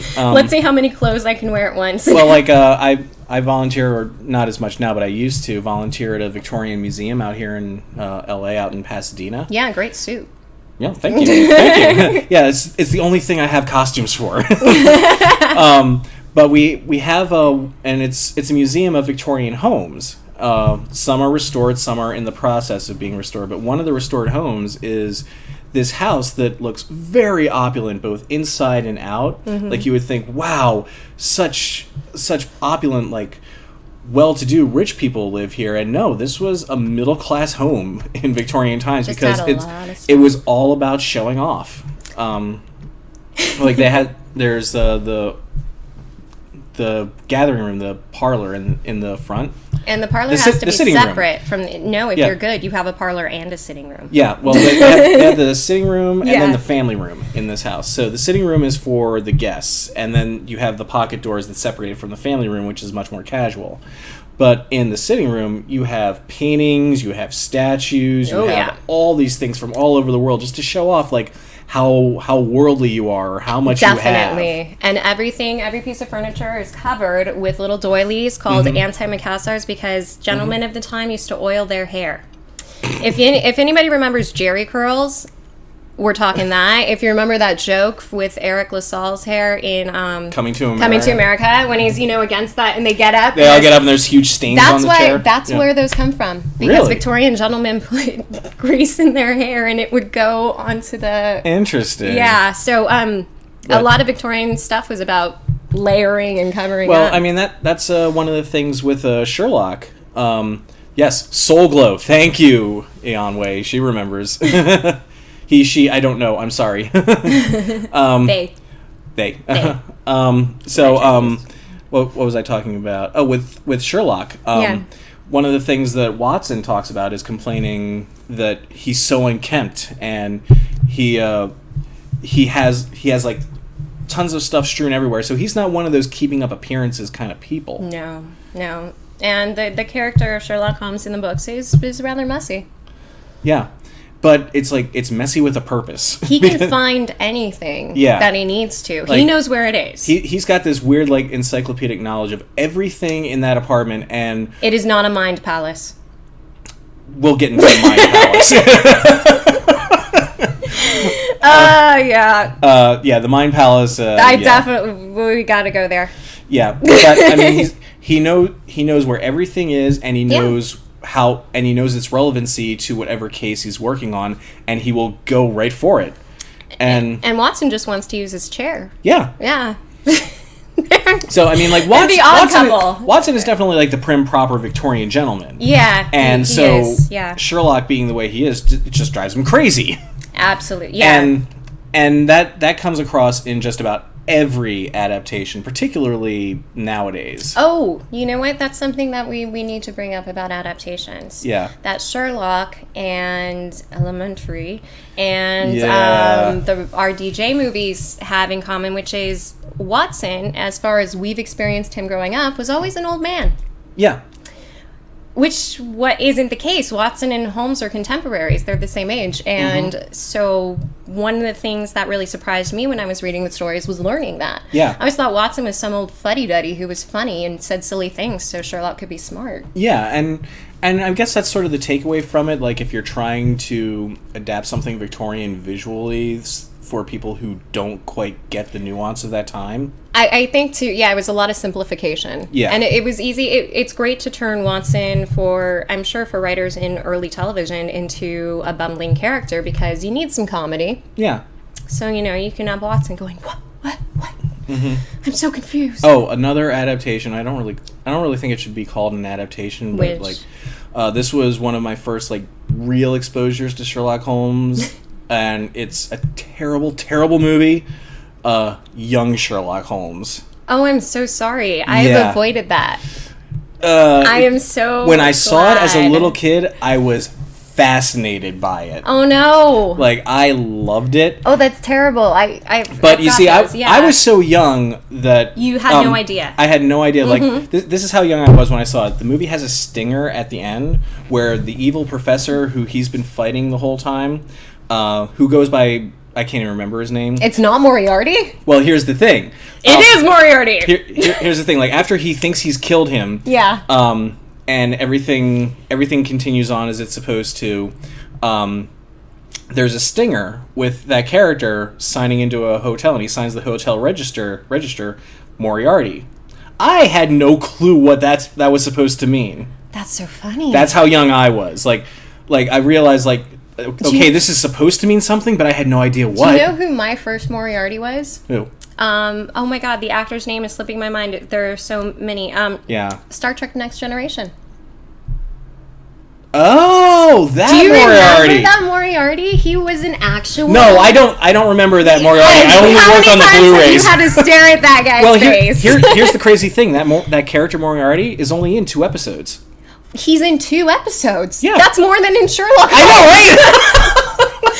I know, right? Oh god, that was one of my favorite tropes about the when Data and Geordi would do their Holmes Watson routine. And they only did it twice. Yeah. They only did it twice. And didn't they do it in the last episode? No. There was another episode. Oh god. There was another episode where they were doing Sherlock Holmes, but they didn't have Moriarty in it. Yeah. They it's their thing. That's their holodeck thing. Yeah, that's their holodeck thing. And Picard does Dixon Hill. Yeah, he's he's a Raymond Chandler type. I love Dixon Hill. Oh my god, you've got to read these Discworld books, man. I know. There's a character who you just love. That's funny.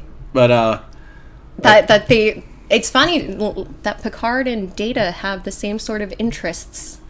Yeah. Except Picard likes the violent crimes. Oh, I stole the One Ring is here. Hello, I stole the One Ring. You are here. You did? No, that's the name of the user. Oh my god. I know. Okay. I didn't steal it. No. She did. And she's bragging about it. I did plan on naming it. I was going to have a dog and name it Frodo and put the ring on its collar. But that hasn't happened That's amazing. yet. Yeah, because I need to get a very hobbity looking dog, and I just haven't found the right dog. So, someday. Okay. So we're getting into adaptations, and the other one that I want to talk about, and this is one that I work on, so I can only talk about it in certain aspects, and that's Elementary, which is the U.S. version of See, and I can ask you Sherlock. questions about that because I've never seen it. Okay. So, what about the Sherlock character? Okay, well, here's the thing with this Sherlock character. He is British. Yeah. But he has come to America. He's in New York City. And he was sent there because, basically, he was essentially kicked out of England. I don't know how that happens. But But okay, so here. Did they strip him of citizenship? It wasn't like that. He was a consulting detective for the local police in London. Yeah. Something went horribly wrong. He screwed up some cases because he was an addict and he was a junkie. And so, oh my God! Wow. And so they sent him to America to sort of dry out. Yeah, he's really going to dry out in America. Wait, where in America? New York. I know, right? Let's send a junkie to New York. Yeah. So they send William him. S. Burroughs. They send him with a sponsor who is Jane Watson, Lucy Liu. So was she adopted? I don't know. I hate that. Why? Just change the character's name. Yeah. Seriously. But anyway, she's supposed to be his for racial background. Like she's also a recovering addict, but she's they're great for each other. She's already gone through the system, and now she's a sponsor and she's a counselor, and so she is his living counselor. That is definitely different. I haven't seen different. one like that. Yeah, it's different, and like one of the problems I have with this one, I mean, it's Johnny Lee Miller, who I really like. I think he's a really good actor. If you don't know who that is, he was married to Angelina Jolie before she was famous. Yeah. That's all I know about him. He's I've seen him in a few things. Well, okay, there actually is a weird connection with him and Benedict Cumberbatch. The two of them did a stage version of Frankenstein, directed by Danny Boyle. Wait. Where the two of them were That was Johnny Lee Miller? Yeah. The two of them would switch roles. One week, one of them would play the monster and one would play Frankenstein, well, I know, and then they would switch back and forth. Everybody was talking about it. Are you going to go see it? It was a really good production. I really liked it. I'm not... There are these little things in me that say, no, you are not going to be that into whatever. And I'll be like, no, I'm not going to do it. I'm going to hold off. I know. I'm too into this already. Yeah, but it was a really good play, and it was a really good performance by both of them. So the fact that both of them are also playing Sherlock Holmes is kind of like this weird synchronicity. That's cool. I like that. But I think Johnny Lee Miller is good, and so like aside from like being in recovery, he's also taken on being a consulting detective again, this time for the NYPD. So is he working just with the NYPD? Mostly. I haven't watched a whole lot of it, but he's working mostly with the NYPD, and so he's got like a detective. So who's not assigned privately. to him. Not privately. Well, I mean, like as a consulting detective. But the problem is like, because Sherlock Holmes, the character, took cases from private individuals and assisted the police. I believe he. I haven't watched enough. I just finished working on season 2. Even made it through a couple of episodes. Yeah. Neravinity's dad loves it. I watched a few. My problem with it is that the cases that he takes feel like they're beneath him. Like they're too simple. They're too easily figured out because I mean, it's essentially a police procedural only with Sherlock Holmes. Yeah. And that's very American, isn't it? Yeah. And well, I mean, it's also CBS, and CBS like that's very CBS. We make our money off of procedurals. Like that is our bread and butter. And it is, isn't it? And you know what? Like you can't fault anybody for it because like all our shows do really freaking well. They do. People like that stuff. Yeah. It unfortunately teaches us lies about science. But, but I know. I used to watch CSI. I admit it. But like one of the like my real problem with Elementary is that he takes these cases that feel like they are beneath him, like they're too simple. And is it the kind of thing as a viewer or a reader of any mystery that you'd be able to figure out? Pretty much. Like these are a lot of these episodes, like particularly in the first season, like these were things I was able to figure out like by the first act break. Maybe they want to ingratiate the audience. Maybe. Make the audience feel smarter. I guess. I don't know. That's very American, too. Temple is asking, how many versions of CSI are there now? 12? Actually, at its height, there were only 3, and now we're back to just 1. Yeah. We're back to just 1 CSI. There are, however, 2 NCISs, and there's soon going to be a 3rd. Oh my god! Yes.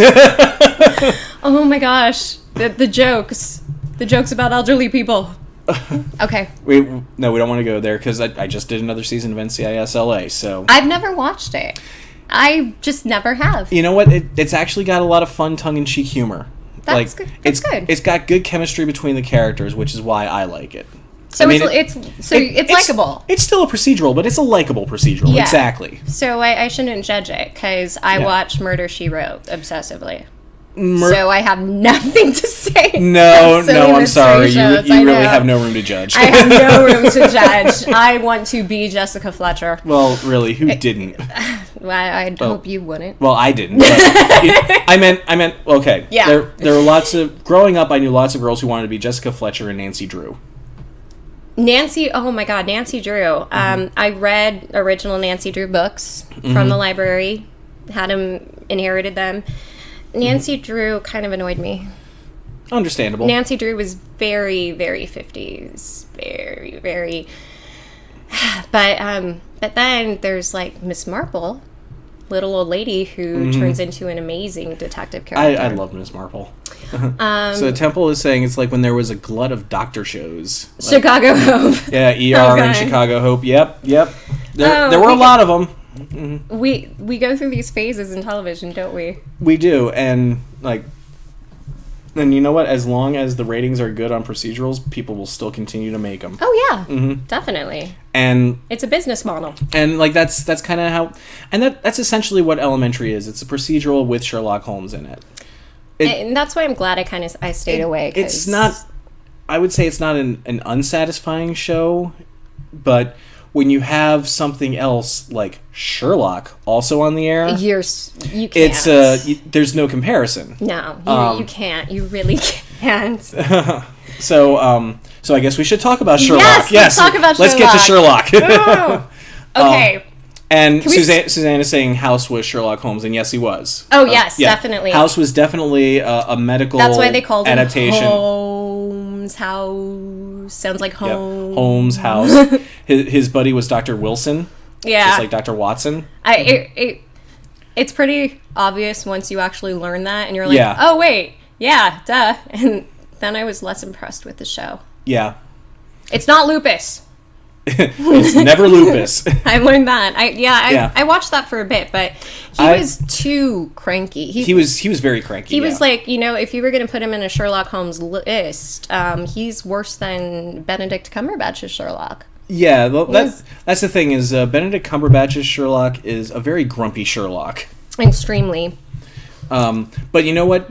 It kind of works for him. Sherlock should be grumpy. He's smarter than everybody else, so everybody else in the world's too slow for him. Yeah, I don't know why it is, but I think if anybody else was in that role with as Sherlock, he would have come off differently. He wouldn't have come off as likable. But there's something about Benedict Cumberbatch's performance that even though he is so curmudgeonly and he is so snooty, because he's pretty. People think he's pretty. Okay, I don't think. I know, me neither. I'm not like I don't see the Cumberbatch gorgeousness. He's a very intriguing character. Like he's got good face. He's you know what it is? He's got a great voice. Also. He does. And he brings this amazing sense of gravitas to it. I watched some programs on Netflix about the cosmos that he narrated. He's got a great Brit voice there. Yeah. And he's a good actor. And that's another thing which I've always found difference between any sort of British media and American media is their actors are actors. Mm-hmm. Our actors are people who want to be famous. Yeah. It really feels like that. It really does. And so, we don't have actors. We have... We've got some performers. Actors, I hope so. But I mean, there is definitely the I'm doing this to get more famous aspect of it. Yeah. But I mean, another thing that really works with Sherlock for me is the chemistry between Benedict Cumberbatch and Martin Freeman. Isn't it great? It's fantastic. It's so good. Oh my gosh! That's what you really need between Holmes and Watson, and House and Wilson had this too. They had very good on-screen chemistry. Like, you bought that these two were really good friends, and even and that they moved very quickly into being very good friends, and you bought it. And that's an essential part of the Holmes-Watson relationship is they meet each other and they're roommates. Yeah, that's it. That just like in Sherlock, that's basically what happens. Down to the laboratory. No Molly, though. Okay. So, Temple is saying, I think there are some vulnerabilities that slip through Cumberbatch's performance that make his Sherlock more accessible and likable. You know, I can't disagree. What kind of vulnerabilities do you think make him more relatable? I think there is a certain aspect to him that, he is so socially awkward, that is definitely appealing to a certain aspect of the population, but there's also this the things he understands very well, but the things he doesn't understand he has absolutely no patience for. That whole thing about the sun and not knowing how the sun and earth rotate, that bugged me a bit. Yeah. Sherlock Holmes in the pages would never not know that. That felt a little weird. That was, and that's the thing, though. You're taking a character, and whenever you take a character and adapt it, you end up going extreme, don't you? To give it character.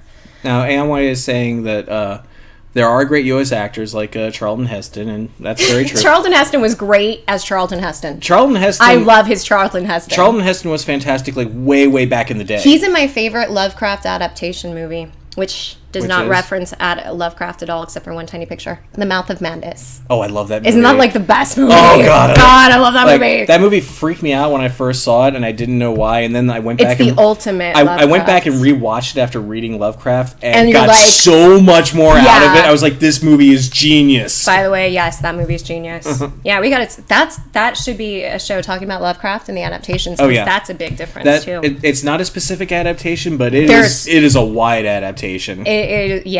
That one blew me away, and I'm sorry to digress. That came out. So Charlton Heston was in it. That's why it came out. Yeah, that's true. I think Martin Freeman's Watson is one more dynamic performances of Watson.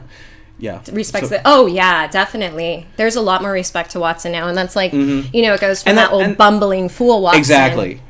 That they used to have on television in the on the radio. He was literally that really? kind of British he did guy. That? Oh my god. Yeah, it was amusing as a child, and then as an adult, I'm like, did he constantly accuse Holmes of not being proper? Okay. Not that bad. Okay, really. Okay. Lee Pace is a great American actor, Aravandi is saying. And you know what? Doesn't he have a new movie or show? Well, he's on that AMC show, Halt and Catch Fire. And he's really good in that. But he's also playing a complete scuzzbag. Hold on, wait. I also see a couple mentions of autism. Yes, Sherlock Holmes could be, just on the face of it, Sherlock in the series could be considered on an autistic spectrum if it wasn't obvious that they have made him pretty much a sociopath. Yeah. That character is. They've made Sherlock Holmes... Yeah, I mean, in the books, he's not a sociopath. Sort of. In the series, he is definitely a sociopath. And why does that work? Does it make... You know what? I think it works because we forgive him.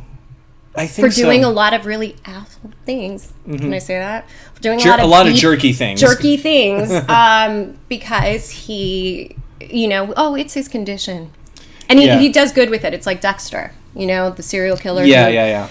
Maybe we've got that there. There might be some of that, but there is something to him that's even beyond that, because I sort of feel like I don't feel sorry for him, or I don't feel pity for him. No.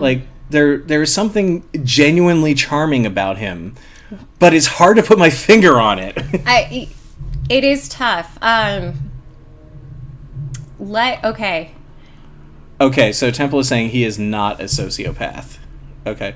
So Temple is trained, and so I'm going to take your word on that. And it's possible that I am. And question about that, because that's something, especially in the last episode of season 3, I had a big problem with, was these psychological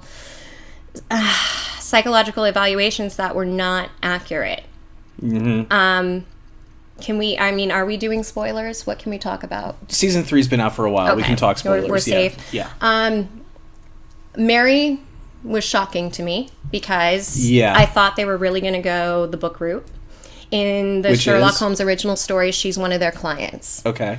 And she is an orphan.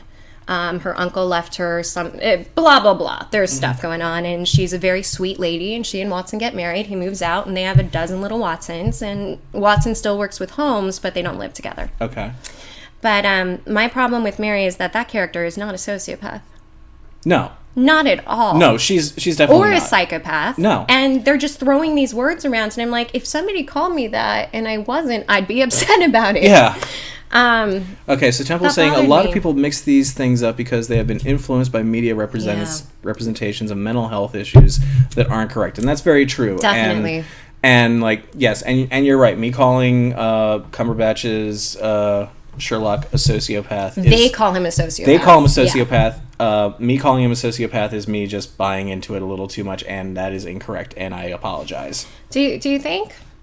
Does he? Well, yeah, that's the problem. He does. Sociopaths don't care.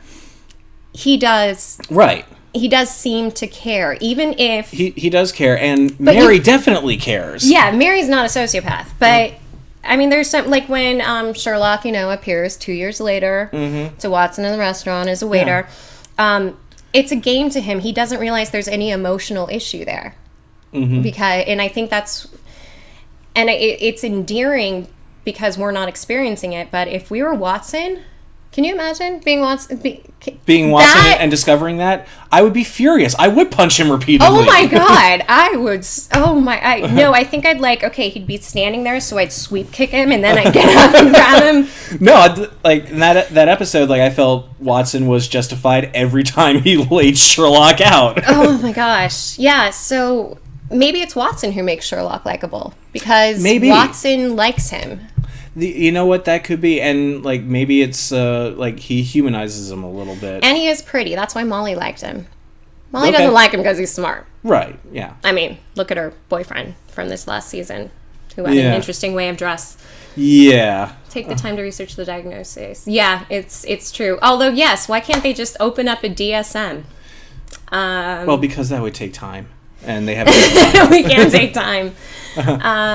There's a kid in my Sunday school that I'm pretty sure is either Asperger's syndrome or autistic. I had a boss that I was pretty sure has Asperger's syndrome or autistic. Not a good thing to be when you work with kids. Yeah. He's a sweet kid, but very distractible and in his head all the time. One's head can be a symptom of the autism spectrum. It can be. It can also just be being a kid. Yeah, that's the problem with all the making diagnoses of children. Yeah. But well, I mean, I remember when I was a kid, I was very much in my head, and I was not applying myself at school because a lot of the work felt too easy for me, and so I had that problem where I was not applying myself because I didn't feel I had to because I knew all this already, and so. And a doctor diagnosed me with autism, to which my mom furiously disagreed. That's impossible. You can't.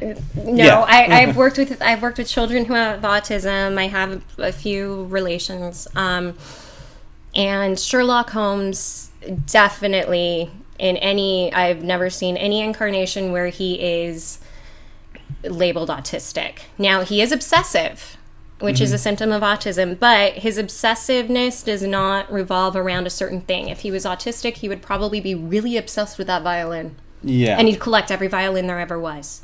And he'd know everything about every violin. But he knows everything about everything. I think he kind of expands beyond that. Mm-hmm. And Temple is right. Like Asperger's and ADHD and all that is on the autism spectrum. That's what my boss had, I think, or still has. It's not like he's disappeared. Yeah. So Asperger's is just a light case, aka a functional level of autism, and it definitely is. And but I know people with Asperger's. Some more functional than others, but some less functional. But you know what? That's another point. The functionality. The adults I know who have Asperger's syndrome are not as able to function as well as Sherlock does. I don't even think that's Suzanne anything. does make a good point. She says that he's obsessed with the crime. I don't know. I wouldn't say that he's obsessed with the crime so much as he is obsessed with the puzzle of the crime. Yeah. Well, if we're going to be super specific. Yes, we were all horrible in school, and we were all distracted. We were distracted in school. I admit I was distracted in school. People who say that kids now are different are liars. Yeah. We've always been distractible. We've always been distractible kids. Yeah. I was That's just what as kids bad are. as anybody. Yeah. Yeah. Being in education there's a lot of impetus to label people. It's basically the means by which kids get distracted that have changed. Yeah. You know what? That's a really good point. That's the only thing that's changed. And so yes, it's easy to blame like the current technology of the day. Oh yeah. Very easy. But if we weren't texting, I'd be passing notes. Yeah. So, it's like before there was texting, there was passing notes. Before the internet, there was television. Yeah. So, I mean, it's just the way it is. Okay, so there's this thing about Sherlock that has bothered me since episode 1. Bring it on.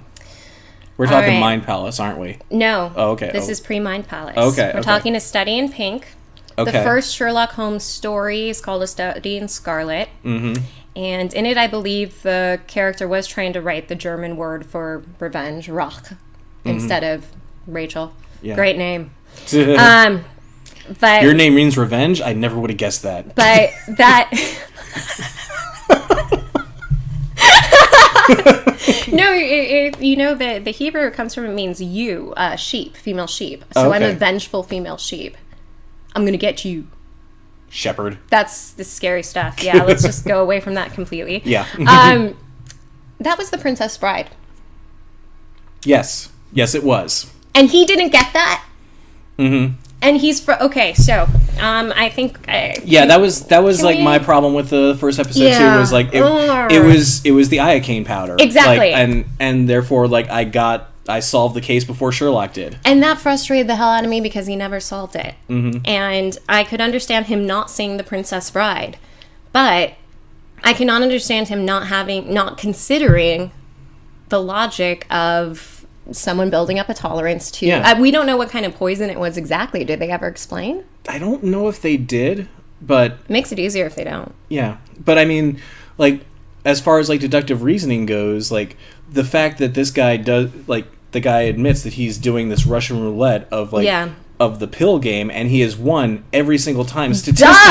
That is not possible. Exactly. Like, so the very first episode of Sherlock, while I enjoyed it, horribly frustrated me because and the guy, the villain, reminded me a lot of the cab driver guy.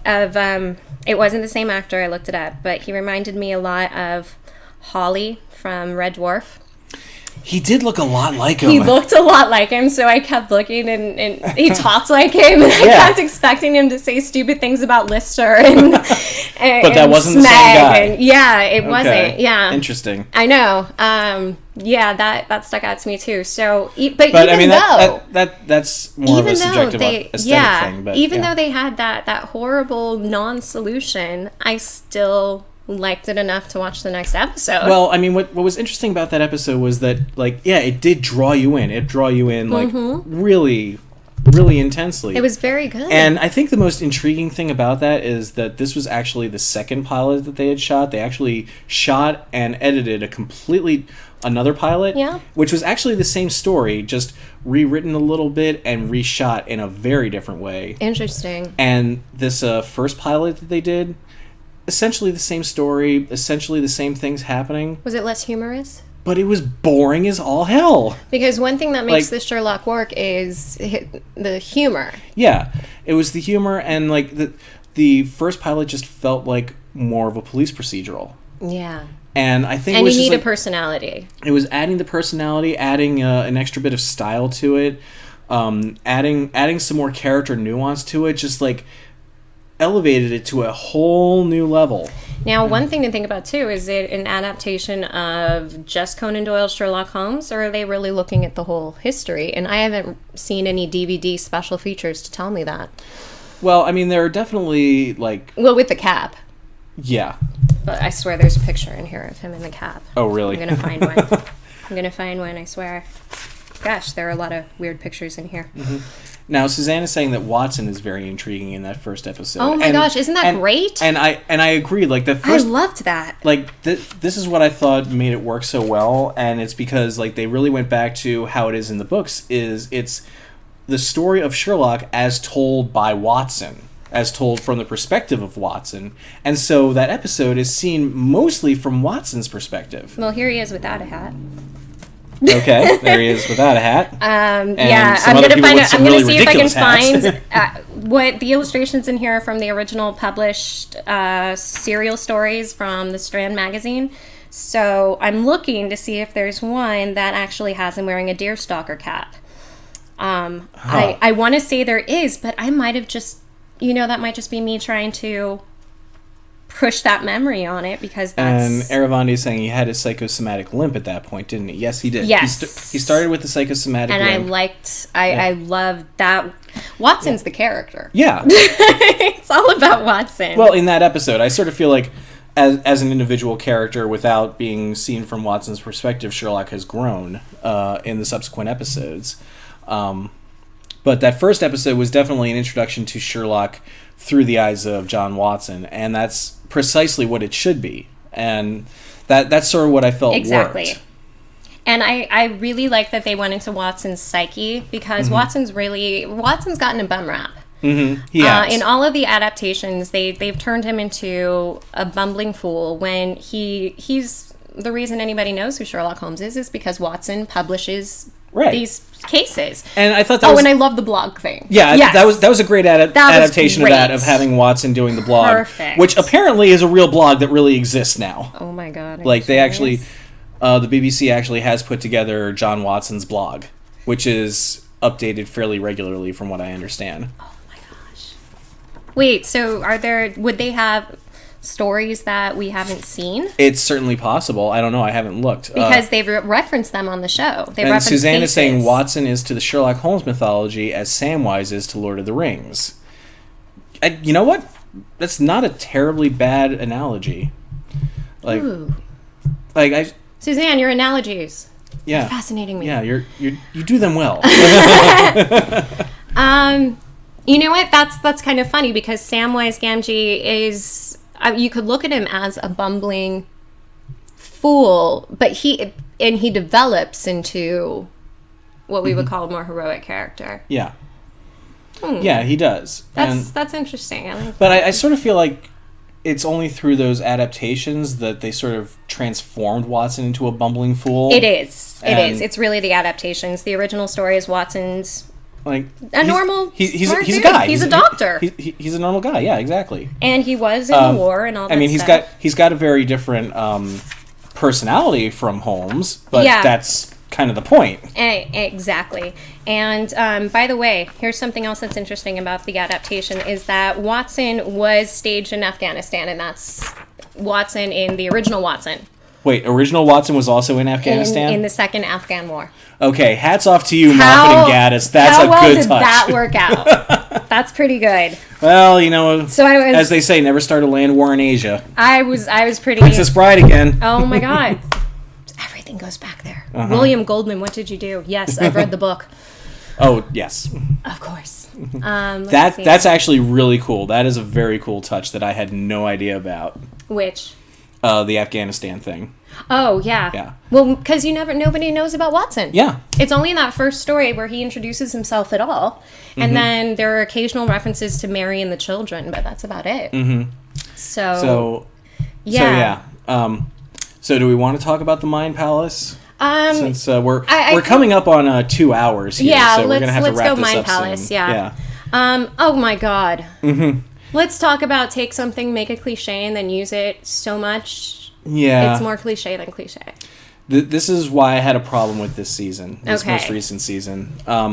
I thought the Mind Palace as an abstract concept was fine. I'm okay with it. When they turned it into a real thing that Sherlock was using and that this big bad was using, whose name I can't remember.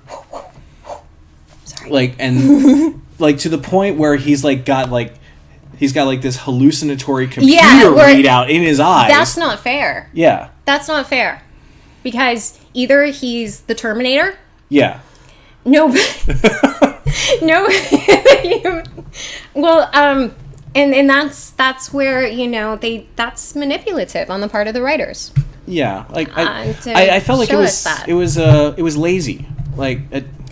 You know what? Yeah, the cop. It felt like a cop out. What's really funny is one scene where we see him going through his records, and we kind of see those records. I went, wow, that reminds me of that really bad adaptation of that really bad Stephen King book, Dreamcatcher, in which all of these friends have this library where they keep their thoughts and they all hang out there. Yeah, and that's like a shared mind palace. Yeah. Which makes even less sense. Yeah, oh my God, Dreamcatcher. Ever. No. Oh God. Don't. There are many better Stephen King books to read. So many.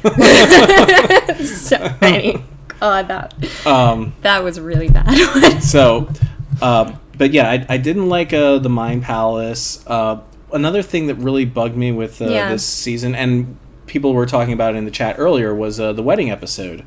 This episode bugged me, and I will tell you why. What bugged you about it? It bugged me because it felt like too much of a distraction. And the fact that there are only 3 episodes a season, to have an entire episode dedicated to John and Mary's wedding, which I grant you is a significant moment, but then to use it as a framing device for an otherwise fairly unrelated mystery, although it becomes related as the case progresses. And I did not like that. That did not make sense to me. It felt like this was supposed to be John and Mary's moment, and here's Sherlock making it about him. Yeah, definitely. And that bugged me a lot, too. Well, the crime bugged me. The crime was... The pre-crime, the rehearsal, made no sense whatsoever. The crime was weird. Wouldn't they have found the spiky bit on the belt? They would when have. They examined his clothes? You would think. Duh. Yeah. That one kind of... And how convenient that the perpetrator of the crime chooses as his test run a Buckingham Palace guard. Yeah. He could have chosen, one of the ones that stands on a street corner and wherever. That was the other thing. What were the odds of this other seemingly unrelated crime having all this relevance? It was this unrelated crime that Holmes wasn't able to solve, suddenly having all this relevance to another crime that was about to happen at John and Mary's wedding. And we didn't have enough, I don't think we had enough background information on the victim of that crime to actually feel... And the other thing was this whole crime is also totally unrelated to the big bad character in the 3rd episode. We see him manipulating really circumstances in the 1st episode, and we're like, he is completely absent from the 2nd episode, and then he's back to wrap it up in the 3rd episode. And I felt like if you're going to have an arc like that, and you only have 3 episodes, you can't afford to have an entire episode that doesn't deal with him. Yeah, no, I think that's a really good point. That's probably one of the problems I had. No, I know that's one of the problems I had. Yeah. Because when we got to episode 3, I was thinking, oh, finally, we're back at the guy who tried to kill Watson. Great. But yeah, it becomes related in the 3rd episode just by virtue of the fact that Mary tries to kill the guy. Let's talk about Mary. Yeah, there's something about Mary. Okay, so what was your reaction when we see your face in that scene? I was genuinely surprised. My heart hurt. Yeah.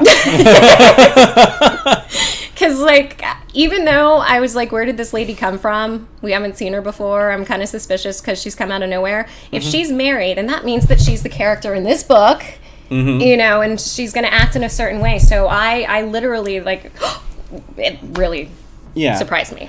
And, like, I mean, okay, it's been a while since I watched it, so I can't remember all the details, but she was essentially, like, an assassin. She was like a CIA agent type, secret agent. She was a, like, MI6 or something like that. Yeah. And that she was there basically to get in with Sherlock through Watson. Or that's sort of how it came off. Well, Sherlock was dead when right. they had their relationship, though. Yeah. Like, I sort of felt... It feels tacked on. It feels tacked on. Yeah. And that's how they explain it. They explain that Watson is drawn to these types of personalities, and that's where they go wrong with the psychological labeling, with the psychopath sociopath thing, because because Mary and Sherlock are two totally different personalities. Oh my gosh, they are not alike in any way whatsoever. I could see having coffee with Mary. I would never want to spend a single minute with Sherlock Holmes as he appears in that show, even though he's pretty. He like. Maybe if he was pretending to be normal, like he did. Sherlock as a character in the show is an interesting and likable character from a distance. Exactly. Like yes. Like I am intrigued by him. Definitely. I want to follow him, but I want to be on the other side of the street. Exactly. Like I don't want to be his friend. No, you don't. But you know what? That's a really good point. They've upped the antisocial aspect to a point where I don't think we'd enjoy Sherlock as a character if Watson wasn't such a great guy. Perhaps. And that's why Martin Freeman's so perfect for it. Martin he's Freeman, like the good guy. Martin Freeman is great in just about anything he does. Like, doesn't he play himself a lot though? Let's admit it. Martin Freeman plays Martin Freeman. He's got certain Freemanisms and like The Office, Love Actually. The Office, Love Actually. Oh God, Love Actually was the first thing I saw him in. Like he plays I thought he used it to his benefit in Hitchhiker's Guide. I know. Talk about adaptations that never watched that movie. Okay. And I also feel that he used it to his benefit in The Hobbit. He was perfect for Hitchhiker's Guide for that character. Yes. And I do see him as being very good. I haven't seen any of the Hobbit films. What are you doing on this show? Wait, okay, we're stopping the feed. I reread the book That's okay. before the first Hobbit movie came out because I was like, maybe I didn't like it as a kid. So I reread it and I realized, no, I just don't like it. So I didn't go see The Hobbit. It didn't help that the narrator sounded exactly like Ian McKellen and sang all of the songs. Yeah. You do not want to hear oh my God. It was pretty bad. And there's a difference there. That was an audiobook. And that point, the fact that I couldn't skip the songs and that turned me off from seeing The Hobbit. Yeah. Okay, that's fair. I mean, for one thing I will say. I know it's terrible. I haven't seen them. That's okay. It's one thing I will say in defense of the movies is that the songs are not in them. See, people told me they have the songs, but they're good. But well, okay, the Elven songs, like they're sort of like in the background. And you can't really hear them all that well. I know there's a scene where the dwarves are all singing in Bilbo's house. Yes, the dwarves sing in Bilbo's house, and that one the Misty Mountains song, it was so meaningful. It felt like a dirge. Like it was. Well, that's how it looked in what I've seen. And it was appropriate. I sort of felt like the other song, the "That's What Bilbo Baggins Hates" song, was. They did that? I mean, I know that they do it because they're mocking Bilbo, but this came off very much like they were just mocking him and making fun of him. Yeah, I'm definitely, it's something I'm going to see them eventually, and then in the extended edition, there's "Blunt the Knives." Thank you. That's the name of the song. There's that too. There's the fact that in the extended edition they have another song, and the movie is this big. Yeah. Which worked for the Lord of the Rings, but it's so funny to me because basically isn't this Hobbit series taking The Hobbit plus all the ancillary materials and making them into one big... They were mocking him in the book a little. Well, he's so easy to mock. Well, yeah. He's little and they were mocking Bilbo in that because he was getting so nervous about them breaking everything because there's 13 of them and they're all crazy dwarves. Yeah, you know, one of the posters turned me off. The poster of all the dwarves looking like dwarfy and cute together. That was too, this is too Willow, this is too legend, this is too 80s fantasy. Yeah. So I don't think I was ready for it. And that scene is definitely, like, sort of what you think of when you think of, like, Willow or Legend or something like that. Yeah. The rest of the movie is not like that as much. That's good. Temple's saying they did a good job with the songs not being as obnoxious as they could be. And that's true. Amazing. And that's true. Like, as much as, like, as annoying and as obnoxious as those songs could be, they actually come off pretty well. And then in the extended edition, they have the dwarves singing the Man in the Moon song from Fellowship. They're singing it in Rivendell, and that one, you know what? I sort of felt like that scene didn't need to be added back in. It really didn't do any good for the story. I think they just filmed as much story as they could and then said, okay, which parts are we keeping? This bit and this bit. Well, apparently somebody is doing okay, everybody loves the Misty Mountain song. I guess I need to... The Misty Mountain song is a good song. Sit through that clip. But they're so depressed. Well, they're supposed to be. They're mourning the loss of their kingdom. Oh, by the way, one of those dwarves was on the TV show Young Hercules. Oh, really? Dino Gorman. Really? With Ryan Gosling. Are you kidding me? As Hercules. Not kidding you. You can find it on YouTube. Oh, my God. Yeah. You want to watch that. It's funny. I need to watch this. Oh my God. He played Aeolus, and he also played young Aeolus in Hercules: The Legendary Journeys. Oh my God. And Ryan Gosling was in one episode of that, but not as Hercules. That is the most amazing thing I've ever heard. I need to see this. I spent my 90s in television land, I think. And okay, yeah, they're all agreeing that the Goblin King's extended song in The Hobbit was not worth good. it. No, well, because it almost felt a little too dance music-y, which was very weird. You know, that was my problem with Frozen. I've been putting together a riff on the Hobbit movies, like riff tracks, and my riff for that scene when the Goblin King starts up his song is, my God, Glee took a weird turn this season. Because it's a musical number that seems to come out of nowhere and is overproduced. You know what came into my head when you said that? Dance Magic Dance from Labyrinth. Yeah.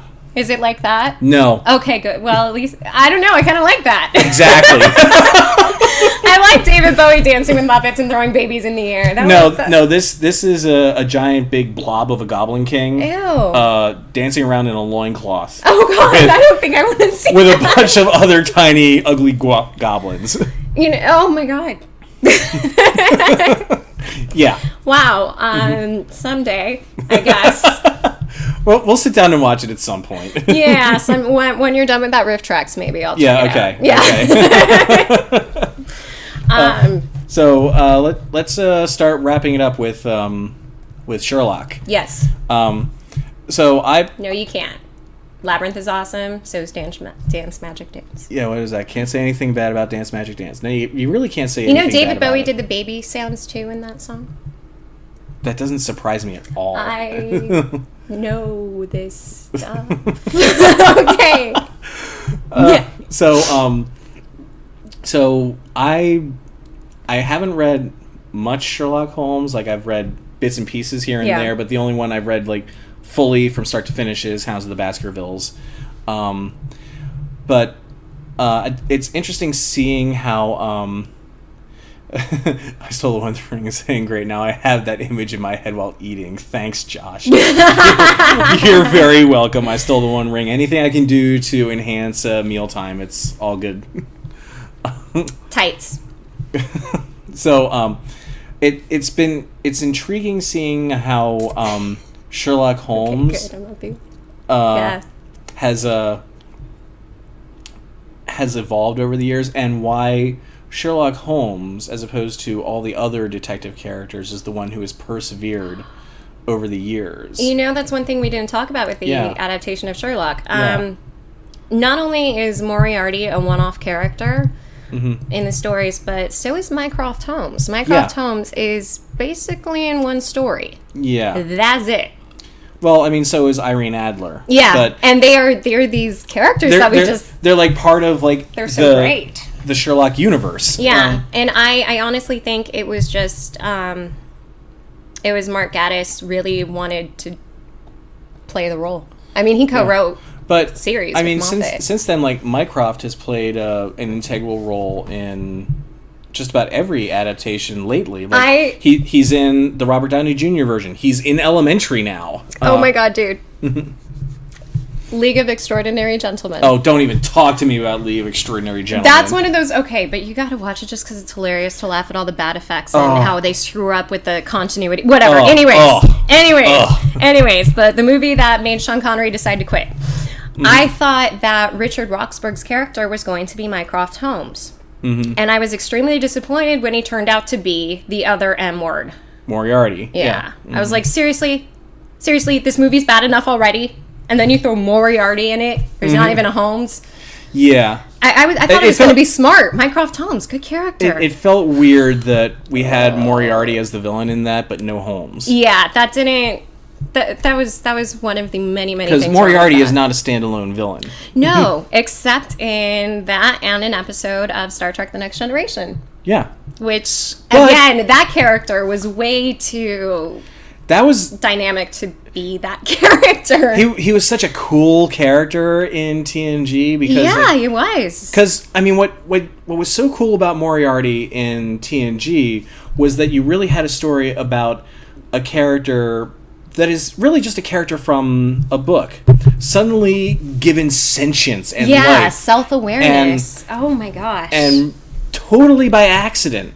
And him having to deal with the ramifications of that, and with everybody else having to deal with the ramifications of that, while at the same time, yes, this is a character who has been given life and sentience and self-awareness, but he's also still Moriarty. And that Moriarty was extremely intelligent, wasn't that the point? He was he figured out how he was the anti-Sherlock. Yeah, but in TNG he figured out how to run the ship's computer. He figured out how to divert commands down to the holodeck. Yeah, you know, he figured out how to hijack the Enterprise. Yeah, I'm kind of that's where part of my worries come in. Perhaps, and here I go really fan out there. Okay. Perhaps in the creation of his character and imbuing it with that intelligence, which allowed it to be sentient, he also learned how to use the technology. That's certainly possible. Because, oh my god, some Victorian guy on a spaceship, that's... Well, like what is this thing? He figured everything out very quickly. Yeah. Like, I mean... Which you have to. First of all, like, when he sees somebody summon the holodeck arch... Oh, yeah. He doesn't scream, mischief, witchcraft, and run! That would be really funny. That would be hilarious. Wait, didn't they do that on Voyager in the Beowulf episode or something? They may have. It's been a while since I've watched Voyager. There was a Beowulf episode of Voyager. I seem to have pushed that one out of my brain. Harry Kim wanting to be Beowulf. Oh, dear. Yeah. And they did such a good job with Captain Proton. Why did they have to go there? I know, right? I love Captain Proton. It was only one episode, thank goodness. Thank God. And yeah, that was... Okay, now we're talking Star Trek, and we don't want to get into Star Trek. But I should mention one thing about Star Trek that has absolutely nothing to do with anything, and that is our TNG Blu-rays won our second Saturn Award last week. So yay us. Congratulations. That's 2 for Star Trek and 3 for yours truly. Wow. Yeah, multiple Saturn Award-winning author right here. That is so cool. Dang, that's so cool. It's very cool. So, I mean, it's only because, like, we have such a great team, and I know, like, that sounds like such a hokey acceptance speech, but, like, really, like, we work very hard, like, all of us, on so many different aspects on this, and to have it recognized like that is just, it's a big deal for all of us. Yeah. So it was really cool to have that happen. That's the kind of award that I think kind of counts. It does. Because you're not awarding somebody for crying on screen. You're rewarding somebody for doing hard work and creating an amazing product. And Temple doesn't remember the Beowulf episode of Voyager either. Okay, good. So clearly this is something we blocked out of our memories. I remember it too well, and I think it influenced me as to wanting to avoid reading Beowulf. What? I might have to rewatch that episode and bring that into the Beowulf episode this show just to mess with everybody. It's... Oh, boy. Well, that's how I learned Beowulf was boring. It was a boring episode, so I knew it was going to be interesting. Fair enough. And Ava liked it. See?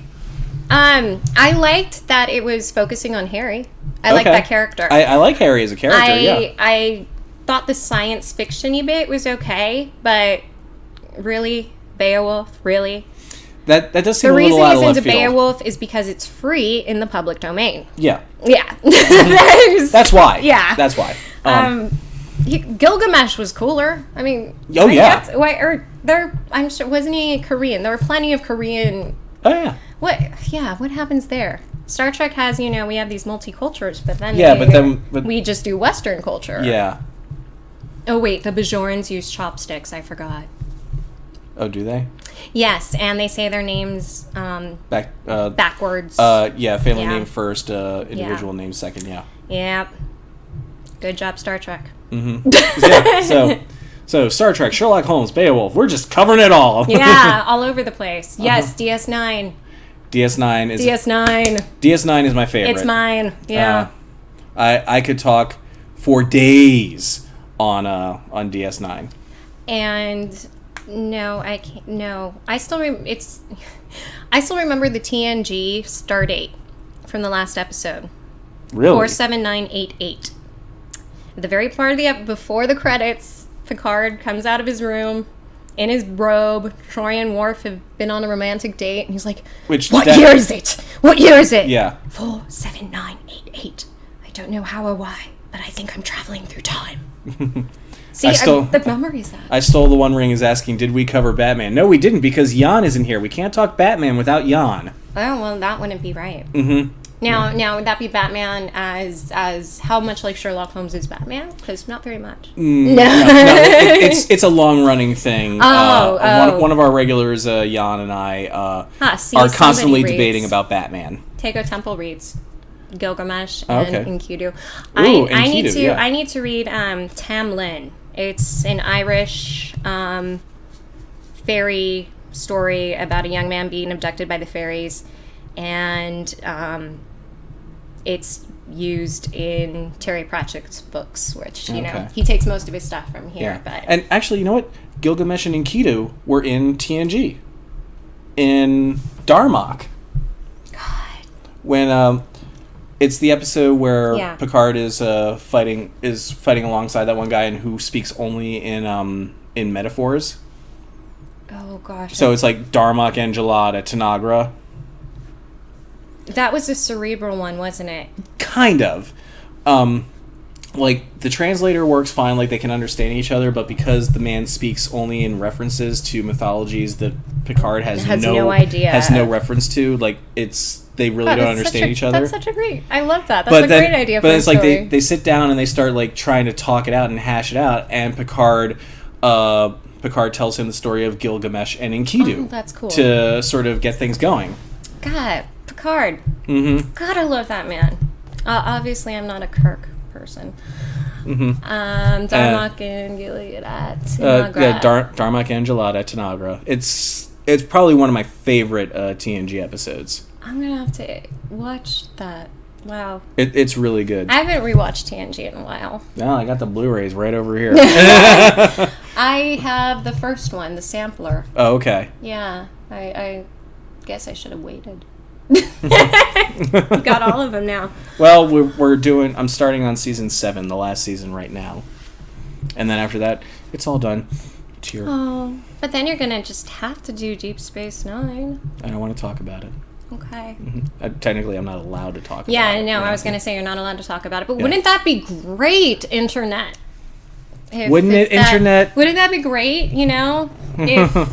I bet if people bought lots of copies of the Blu-rays, then it would encourage CBS to maybe. I'm just guessing here. You know what? It could. I'm just saying. It just might. Just saying. Might. You know. Yeah. Might help. It might help the project go. Might keep me employed for another 3 years. Just saying. Yeah. Let's keep Josh working. Working too much. Yeah. So anyway, so back to Sherlock and wrapping up Sherlock. Which I need to do because he's falling apart. Yeah. Oh.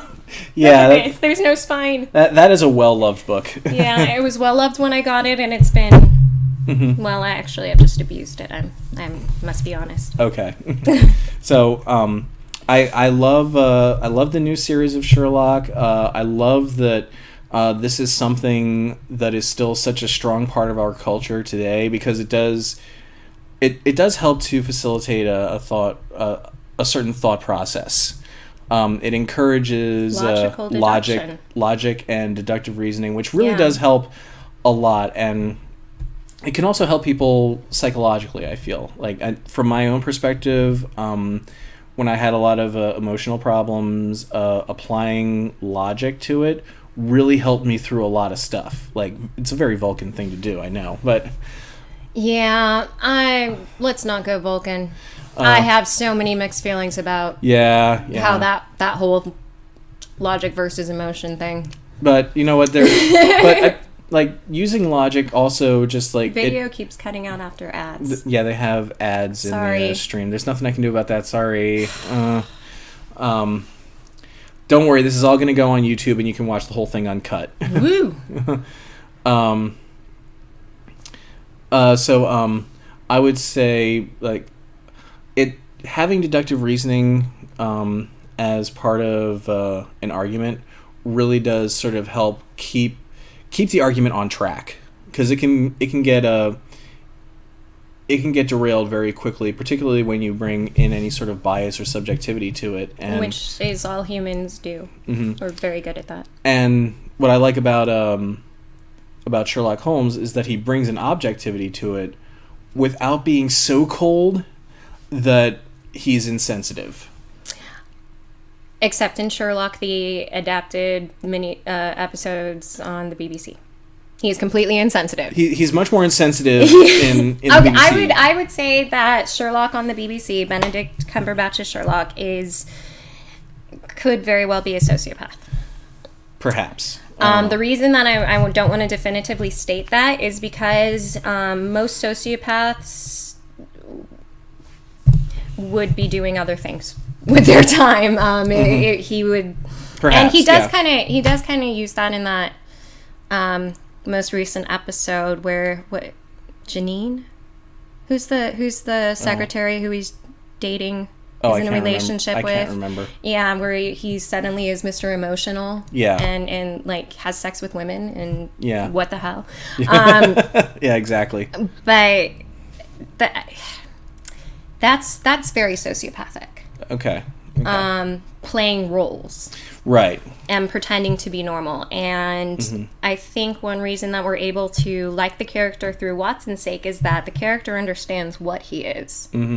And he's not trying to be anything else. Of course, God, can you imagine raising those two? Especially now that we've seen the parents. Yeah, and that's an interesting thing because the parents are never seen in the Conan Doyle stories. Never. I think they're referred to like once. They've been dead. Sherlock Holmes is about almost middle-aged at the beginning of these stories. Yeah. So really, There's no Holmes family, and when Mycroft's in they're so much more brotherly on the show. They created a relationship on the show, with Sherlock and Mycroft. It was interesting seeing their parents and seeing like just how normal they are. Well, I like when Watson comes in and Sherlock's listening to them drone on, and I'm like, oh my God, these are his parents. I know because of the stupid stuff they're talking about, and he has to listen. They must be his parents. And then I couldn't believe that they were his parents. Yeah. Even if his mother is a brilliant mathematician.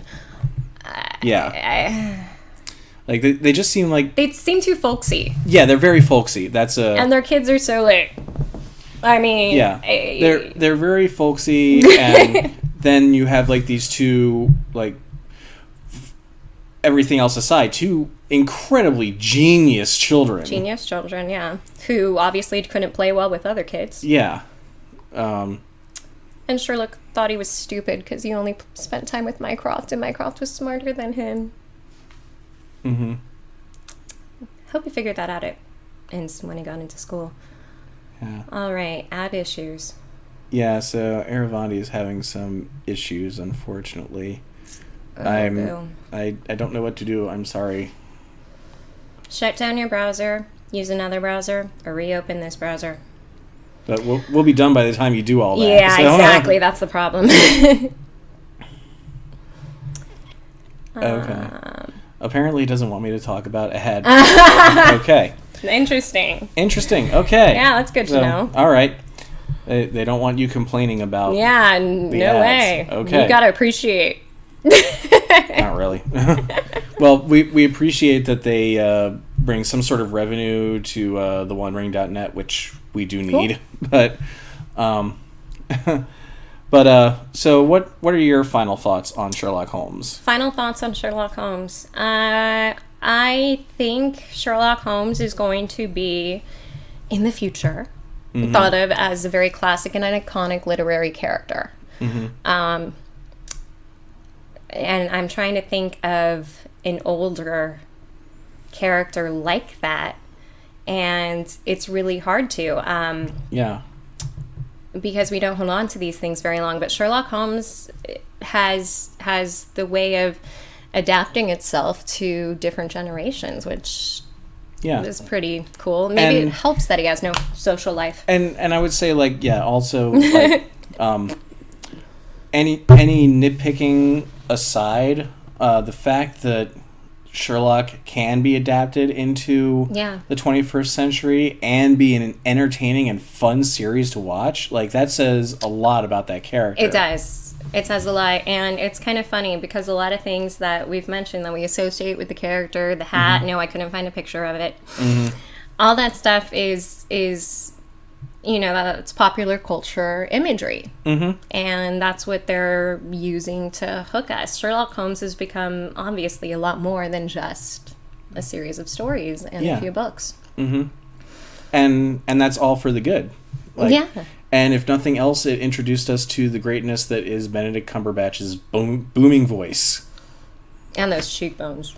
Yeah, the cheekbones are nice too, I guess. I don't know. I'm all about the voice. I think he's kind of chipmunky looking. He's got a little chipmunk. Oh, okay. Like, not that that's a bad thing. Don't hate on me. Hey, Cumberbatch is hot, okay? Hey, you know what? We all have our preferences. Like, super sexy. So is Martin Freeman. Am I losing anything here? Missing anybody? Mark Gatiss. You know what? I loved you in your woman's clothes on a League of Extraordinary Gentlemen. The League of Gentlemen. Yeah, not the League of Extraordinary Gentlemen. Good one. Yeah. But I'm sorry. You're a little too daddish for me. Yeah. I don't know. Mary's kind of cute, but kind of normal. Yeah, like Mary's kind of normal, but you know that works. Yeah. But yeah, I love Sherlock Holmes. I do need to read more. There's plenty to read. I love just all these stories. I love that it keeps you thinking. Like, yeah, especially especially the series, the stories. They really keep you thinking. And Sherlock, the TV show, for the most part, really also keeps you thinking. Like, I thought the Irene Adler episode was handled extraordinarily well. I was so happy with that episode, except for her measurements. Okay. Okay. Do you realize how skinny she is to have those measurements? I guess. I girls remember stuff like that. Okay. Yeah. Yeah. Sorry. Too small. No. Okay, that's fair. Not well, accurate. I mean, in the books, wouldn't have opened a safe. Isn't she an opera singer in the original story? She's kind of an actress, kind of a woman of many non-skills. Okay. You know, women can't have jobs, but Right. she was one of those women trying to live an independent life, which also made the character very unique. Yeah. And, I mean, in this, she's, like, sort of a secret agent. Sort of. Yeah, that was... But that all worked for me. More like a freelancer, I would say. Yeah, But I it liked worked. that. It totally worked. And, like, it really brought up how Sherlock would be intrigued by somebody like that. Yes, exactly. Definitely. I was really pleased with that. I think the second season was pretty good. The second season, I felt, was the strongest. I don't like the Hound of the Baskervilles, though. But I think that's a personal thing where I'm not as intrigued by the story. Aonway missed what we were talking about with measurements. We were talking about Irene Adler in Sherlock. Sherlock guesses the combination to a safe where she's keeping certain documents based on her measurements. 34, 26, 30, 32. It was something really ridiculous where that I was like, that's just, I don't know if I was so disgusted by the fact that she was that thin or by the fact that there's no way that she's one of those things. It bothered me. Okay. They mentioned her measurements. Yeah, exactly. Yeah. They were not realistic. Yeah. They're kind of disturbing. Yeah, that's I'll give you that. I'll grant you that. Just because I don't know any better. Well, haven't you heard Sir Mix-a-Lot? 36, 24, 36. Only if she's 5'8". 5'3". Only if she's 5'3". 5'3". Yeah. So yeah. Yeah, that means nothing. Your hip ratio should not be smaller than your chest ratio. Okay. That's creepy and boyish. Okay. Okay. And it's kind of sad that I do remember that sort of. That stuck out. That's what sticks out to me. You're the Sherlock of this show. I do. That's what stuck. That's funny. How like these little tiny things. I love the show, but so we've been doing final thoughts for like the last half hour now. Yeah. So. Whoops. I've got a final thought. Okay. As far as further reading. Most recently, I read a Sherlock Holmes book that was written by a different author, but actually approved and authorized by the Conan Doyle estate. And it's called The House of Silk, and it's written by author Anthony Horowitz. And it's couched as Watson telling us a story that at the time his other Holmes stories were published, he's telling us a story that he would not have been able to publish at that time. And he tells us that now it's been, 40, 50 years, I can actually talk about this. So, at the very least, you can guess that it's a kind of crime that Victorians would not be very keen on seeing in newspapers. Okay. It was pretty good. I think he got the character and Watson really great. And unfortunately, I guessed it because I live in today's world. Well, yeah, but the fact that it's sanctioned by the Doyle estate, that's the only reason. That says a lot. Yeah. Yeah, and by the way, the audio version is really great. Okay. Who reads it? Someone reads it. All right. So okay. Well, I'll make sure to throw some links of that up on the Facebook page. It's a great one. Highly recommended. And everybody's saying it would be great to have you back sometime. People like you. Yay. Thanks. We'll figure out something else that I know too much about. Oh, you know plenty. I know too much about a lot of stuff. We can talk Discworld at some point. We can talk Lovecraft at some point. Oh, we should. Well, we're gonna do Lovecraft. We are gonna do Lovecraft in October when we do Horror Month. Okay. So I will bring you back for that for sure. Awesome. Because, boy, have I read that. You and me both. That'll be like a 5-hour episode. Yeah. Thank you guys so much for watching and participating. This is my first podcast, so like ever. Oh my god! I know. They've been around since I know. Well, you did a fantastic job. So thank you. So thank you for coming on. Like talking. Yeah, that's what it's all about. And thank you everybody for coming. I Stole the One Ring, Eruvandi, Rovandir, Suzanne. Aonway, thank you for showing up. This is your first time watching this. I hope you enjoyed it. I did. And everybody else whose name I am forgetting because I am an awful, awful human being. Let's see who else. It's kind of hard to read those lists. Yeah. That doesn't help. Sorry. But you know who you are and you know what you did. You watched this show for 2.5 episodes. You watched this show for 2.5 hours. That's what you did. Congratulations for getting through it. Yes. So thank you all.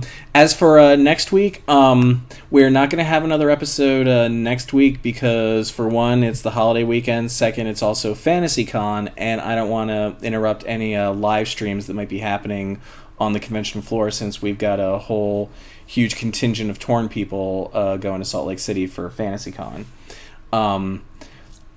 I, however, will not be one of them because money. Salt Lake City. I've seen Book of Mormon. Yeah. Too many times. Yeah. But I'm sure it'll be a lot of fun.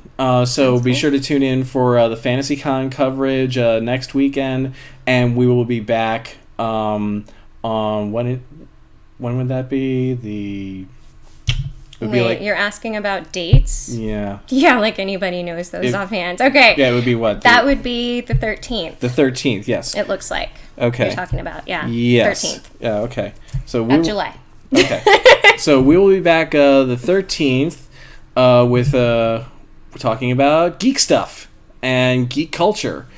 And I'm going to... God, there's so much.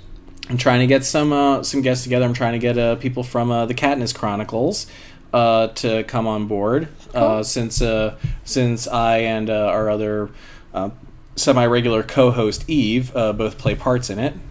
So I'm going to try to get the producers and the writers to come on to talk about that and fan-made creations. Because there's some amazing creativity in the fan community and the geek community. Oh my gosh, right? This is what I love so much about being a part of it. So I'm going to try to get them on. Still going to work on a date at some point. We're going to do a special Saturday show with Keely to discuss Beowulf in depth. Cool. That's cool. In depth. Get a pro on here. Yeah. It'll be intense. And our book of the month for July, since I won't see you until after, is Ready Player One by Ernest Cline. And if you are into audiobooks, or if you're thinking about getting into audiobooks, I highly recommend checking out the audiobook of this because it's read by Will Wheaton and it's fantastic. Isn't it great that Will Wheaton has like all this work now? I know, it's fantastic. Had such a crush on him. Who didn't? Didn't. Well, all the young girls had crushes on Wesley Crusher, and all the boys had crushes on Beverly Crusher. Or, well, Troy, really, let's face it. Yeah. Got that. So thank you all again. Yeah, thank you. And I will see you all on the 13th. It's a Sunday, you're okay. It's a Sunday? Okay. Yeah, it's not unlucky. So take care. See you then, and never stop reading. Never.